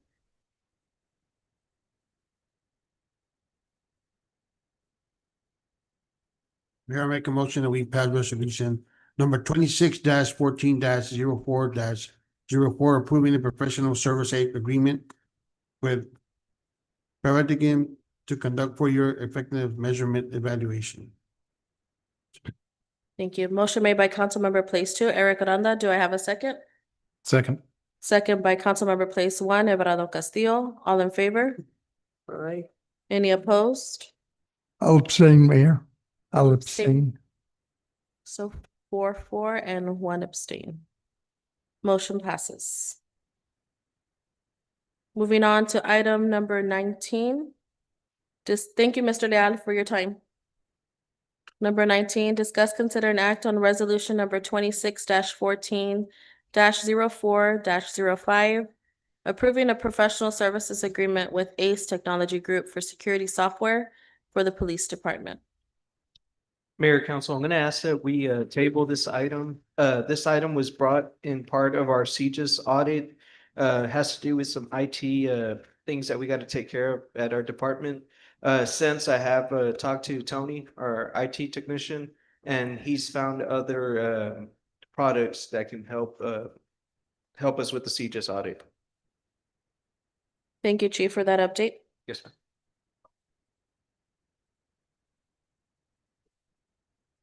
For the record, can we please have a motion? I'll go on as motion requested? to table this item.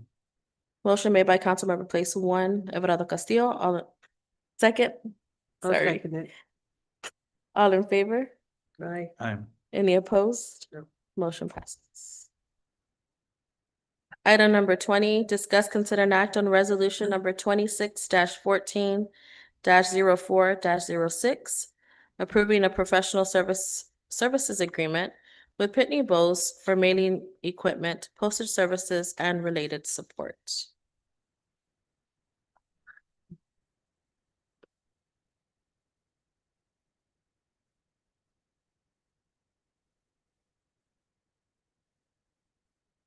So you do have the agreement in here, Ms. Moran?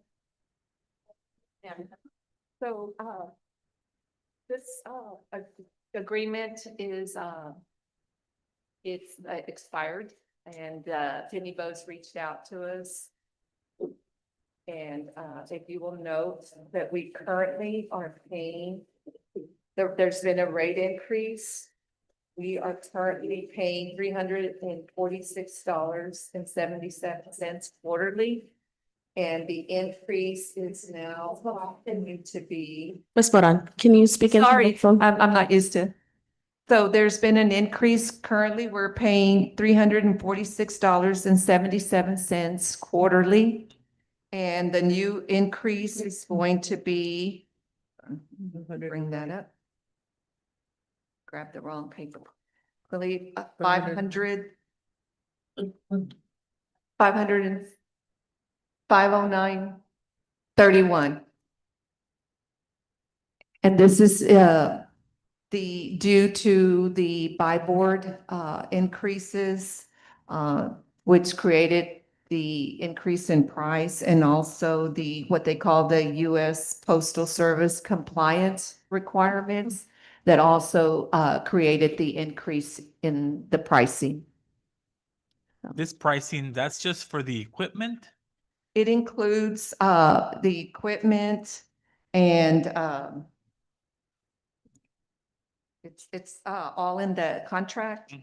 It includes equipment, the meter, the cost accounting devices, the online services, the user access, web browsing, speed. Okay, sir. Yeah, it has Basically equipment. the That's- whole thing that comes with the equipment and the operation and maintenance of it. It's part of their agreement. You know, that's a lot of money It for is, equipment yeah. only when you can go to the post office, but I mean, it saves you that time. But cost wise, the post office is making a lot of money off just the equipment. Yeah. I believe y'all have had this contract Yeah, with them but I mean, for a very long I can time. see- You okay, Mr. Pettis? And where this comes in, is it's really, most cities use Yeah. something similar because of our utility billings that Right. need to go out in mass production, so. I can see where it's needed, but it's just. Yeah, It's a lot, yeah, the increase was pretty high. Okay, thank you. Yes, ma'am. If there are no further questions or discussion, can I please have a motion? Mayor, I move that we approve resolution number 26-14-4-6, approving a professional service agreement with Brittany Bowles for mailing equipment, postage services, and related support. Motion made by Councilmember Place 4, Ray Aranda. Do I have a second? Second. Second by Councilmember Place 2, Eric Aranda. All in favor? Any opposed? Motion passes. Moving on to item number 22, executive session. Did I miss one? Oh, I'm sorry. 21, discuss and take action to schedule a special meeting.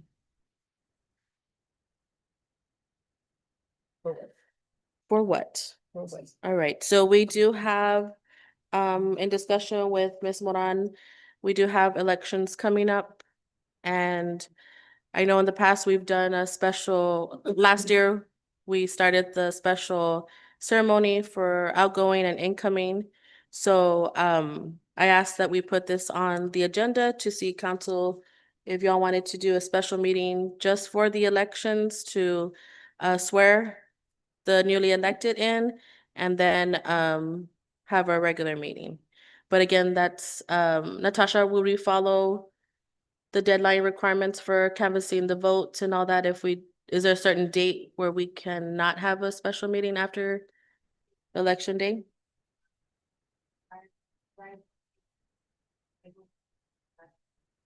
Microphone, please. Usually the canvassing is done on that Tuesday because due to the, I believe it's, so many days after the, election that you have to, do the whole, opening and the new swearing in and all that.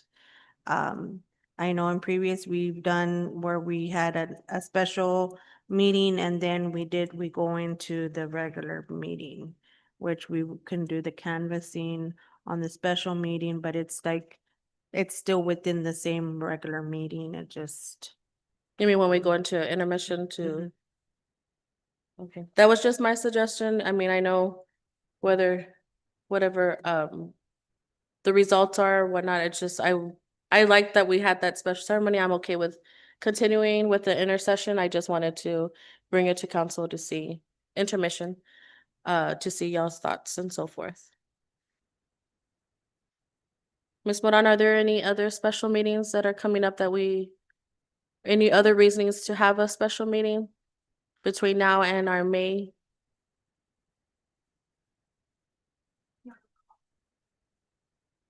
I can't recall any, Mayor, Okay. as far as any deadlines coming up or approvals. I can't recall off the top of my head right now. Okay.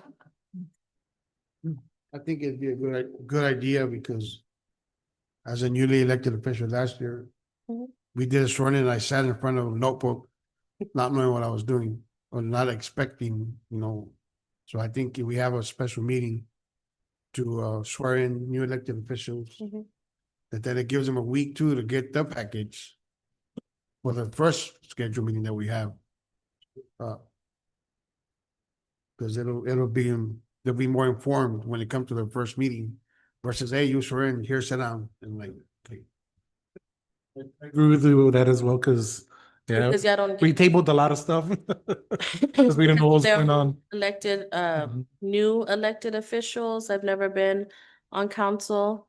The agendas are not provided to them until the day when they're sworn in. So that was a discussion also with Ms. Moran about that, just to provide the information and time for them to review.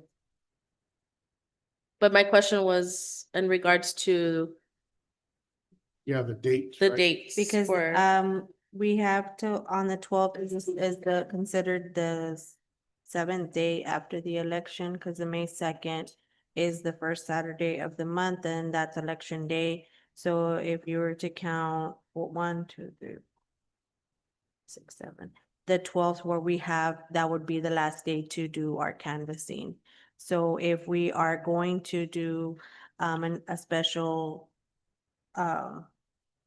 meeting, it has to be before the 12th, and I have to advertise it. I have to post it online in regards to the important dates for the internet requirements. Or we could have the swearing in on our regular May 12th meeting and then move our regular meeting to a special meeting, Following correct? week. The following week? Or how does The that? the main deadline y'all are trying to hit is the canvassing deadline. For that, you only need 2 council people to come in and canvass. You don't even need a full-blown meeting for, I mean, it's a meeting, but it doesn't have to have anything else.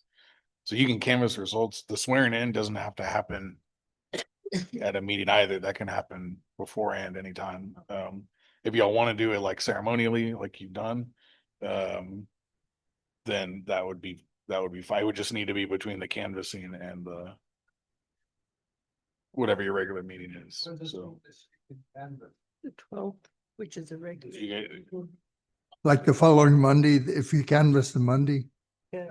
then You have to wait 2 days? Tasha would have, I want to say it's like 3 days or something after, there's a period you wait after the election date. Yes, which is within, on the 2nd, it's Saturday, so that week on the countdown begins from the 4th through the 12th. As Okay. long as we do it within that. Within that window. timeframe? Mhm. And right now, that Tuesday Okay. is the 12th, so you could do your canvassing and your swearing in at your regular meeting on the 12th. The downside to that is, like you were saying, if you want incoming council people to have any kind of prep, I mean, it's not to say they can't prep before they're sworn in. I mean, they can, the agenda is public at that point. Once you're a candidate elect, you're considered a city council person, even though you're not sworn in. Once you're the elected there's no member. reason they can't get the information. Yeah, there's. Whoever's elected. Okay, that's good. So I just know practices, they don't get the information. So if that's something we can do, then we could provide them the information since they are elected. Okay. Muy bien. So then y'all won't need a special meeting. We'll just do all on the 12th then? Right. As long as we put those processes in place so that Yes, yeah. they have that information so that they can conduct business. Very good. All right. Do we need a motion on this? Yeah. Since I do for.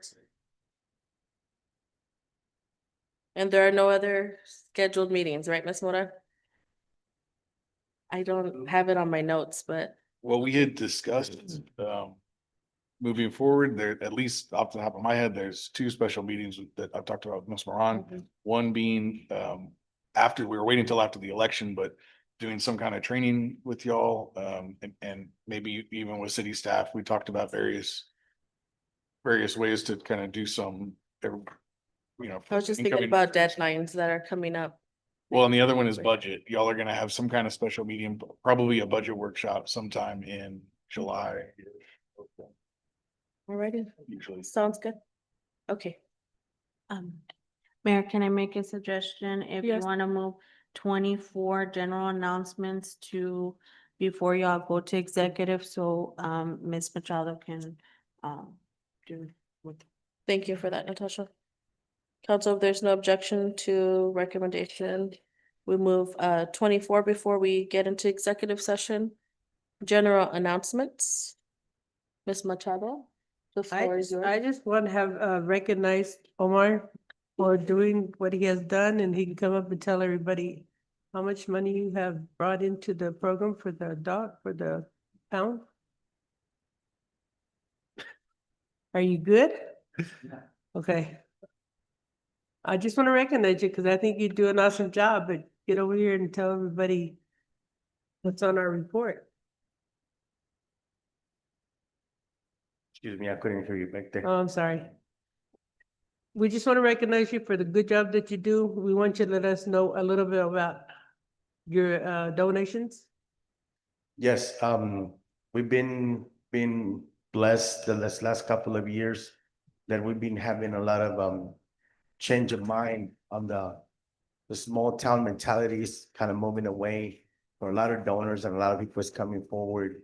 We have a lot of animal advocates that we've been able to help particularly the last 3 or 4 years. and it's been a blessing for the department.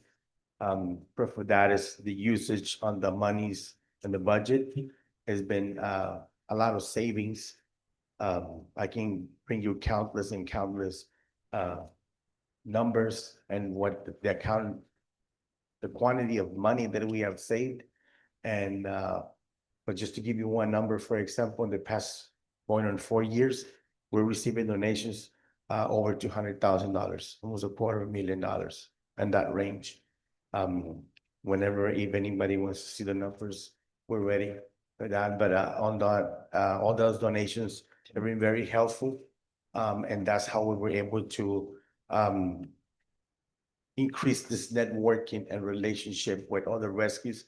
So we saved at the same time that we're saving the dog and the animal control, which is the main goal within the city of Dilley is, but it's also saving all that money that it was used for euthanasia in the past. So it's a win-win situation. The city saves money, and then we take care of the situations and the problems out there at the street. And that's what it's lately, what it's been the focus. Thank you.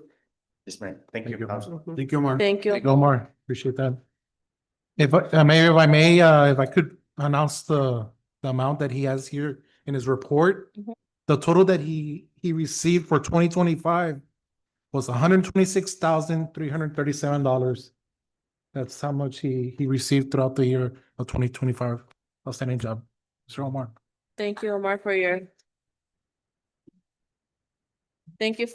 continuous dedication and your willingness to build partnerships for this movement.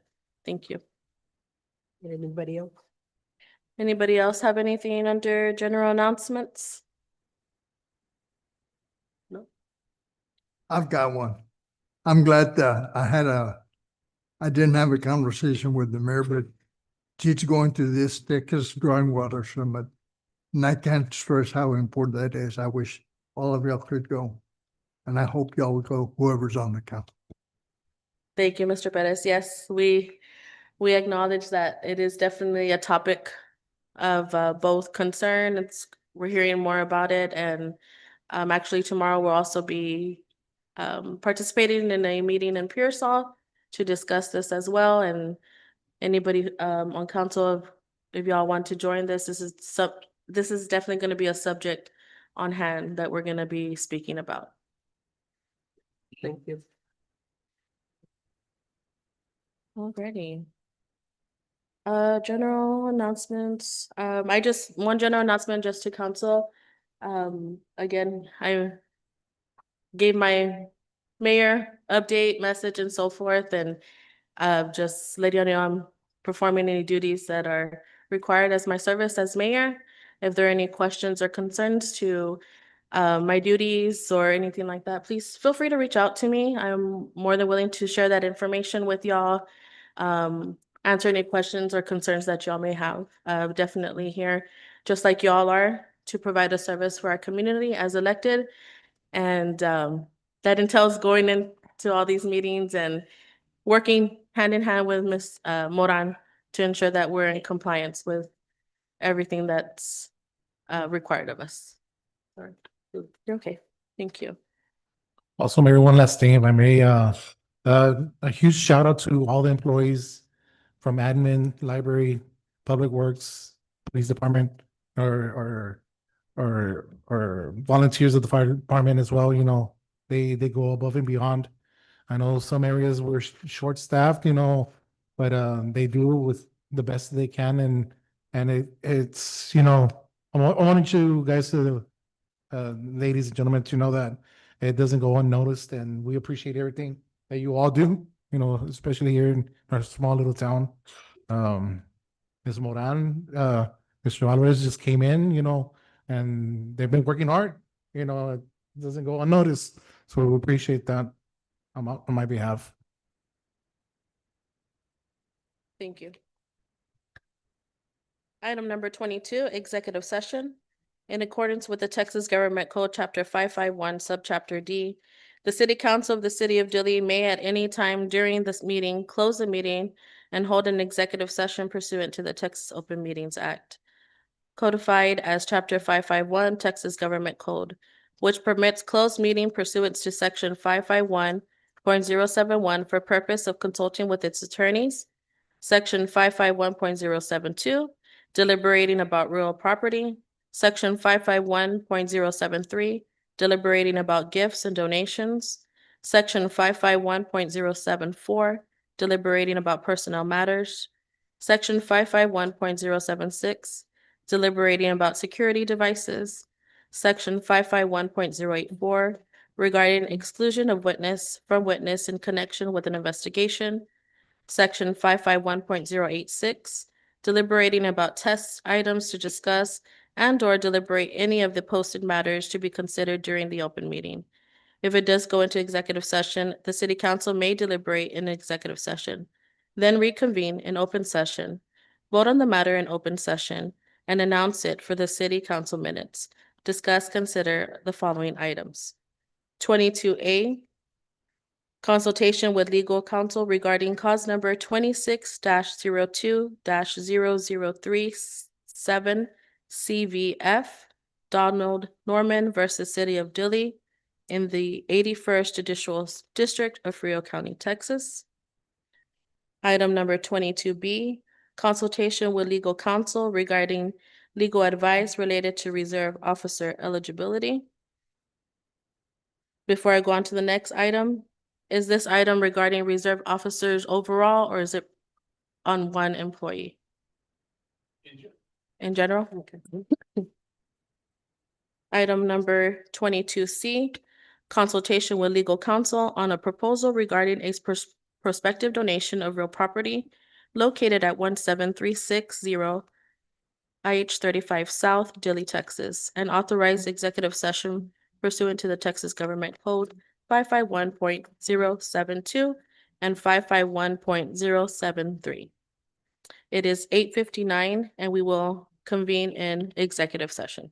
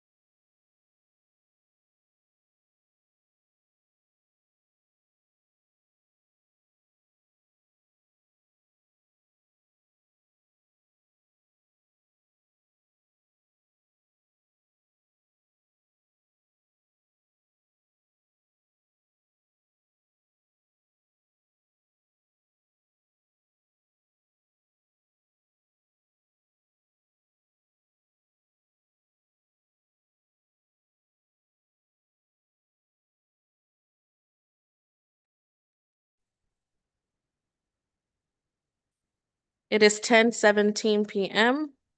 We're reconvening an open session. Take action on items discussed in executive session. 23A, discuss, consider, and act on matters discussed in executive session pursuant to Government Code 551.071 regarding cause number 26-02-00037 CVF Donald Norman versus City of Dilley, pending in the 81st Judicial District Court of Frio County, Texas, including possible direction to legal counsel and/or authorization of settlement, litigation strategy, or other appropriate action. Counsel, is there an action on this item? Mayor, move we take no action. No action. Motion made by Councilmember Place 4, Ray Aranda. Do I have a second? Second by Councilmember Place 1, Everardo Castillo. All in favor? Any opposed? Motion passes. To have no action. 23B, discuss, consider, and act on matters discussed in executive session pursuant to the Texas Government Code 551.071 regarding legal advice related to reserve officer eligibility, including potential policy direction, administrative action, or authorization in implementation. Council, is there any action for this item discussed? Make a motion that we go ahead and approve the legal advice regarding the legal advice on the reserve officer. That everything is left up to the chief of police. Motion made by Councilmember Place 4, Place 3, Alicia Machado. Do I have a second? Second by Councilmember Place 5, Noel Perez. All in favor? Aye. Any opposed? Motion passes. 23C, discuss, consider, and act on matters discussed in executive session pursuant to Texas Government Code 551.072 and 551.073 concerning a proposal for the prospective donation of real property located at 17360 IH 35 South, Dilley, Texas, including acceptance of the donation, determination of public purpose, authorization of appraisal or fair market valuation, and direction to staff and legal counsel to proceed with all necessary documentation. Council, is there an action for this item? Mayor, go ahead and make a motion and giving our city administrator the authorization to seek any type of information that we need. Seeking out what is it? I forgot. I just had it in my head. I just blanked out. Can I just state what we stated in the back? Stating. The motion would be to direct the city administrator and staff just to continue exploring. Yes, there you go. This That's- Go ahead and state As that, stated, as please. stated as by our city attorney. All right. That was a motion made by Councilmember Place 1, Everardo Castillo. Do I have a second? Second. Second by Councilmember Place 2, Eric Aranda. All in favor? Aye. Any opposed? Motion passes.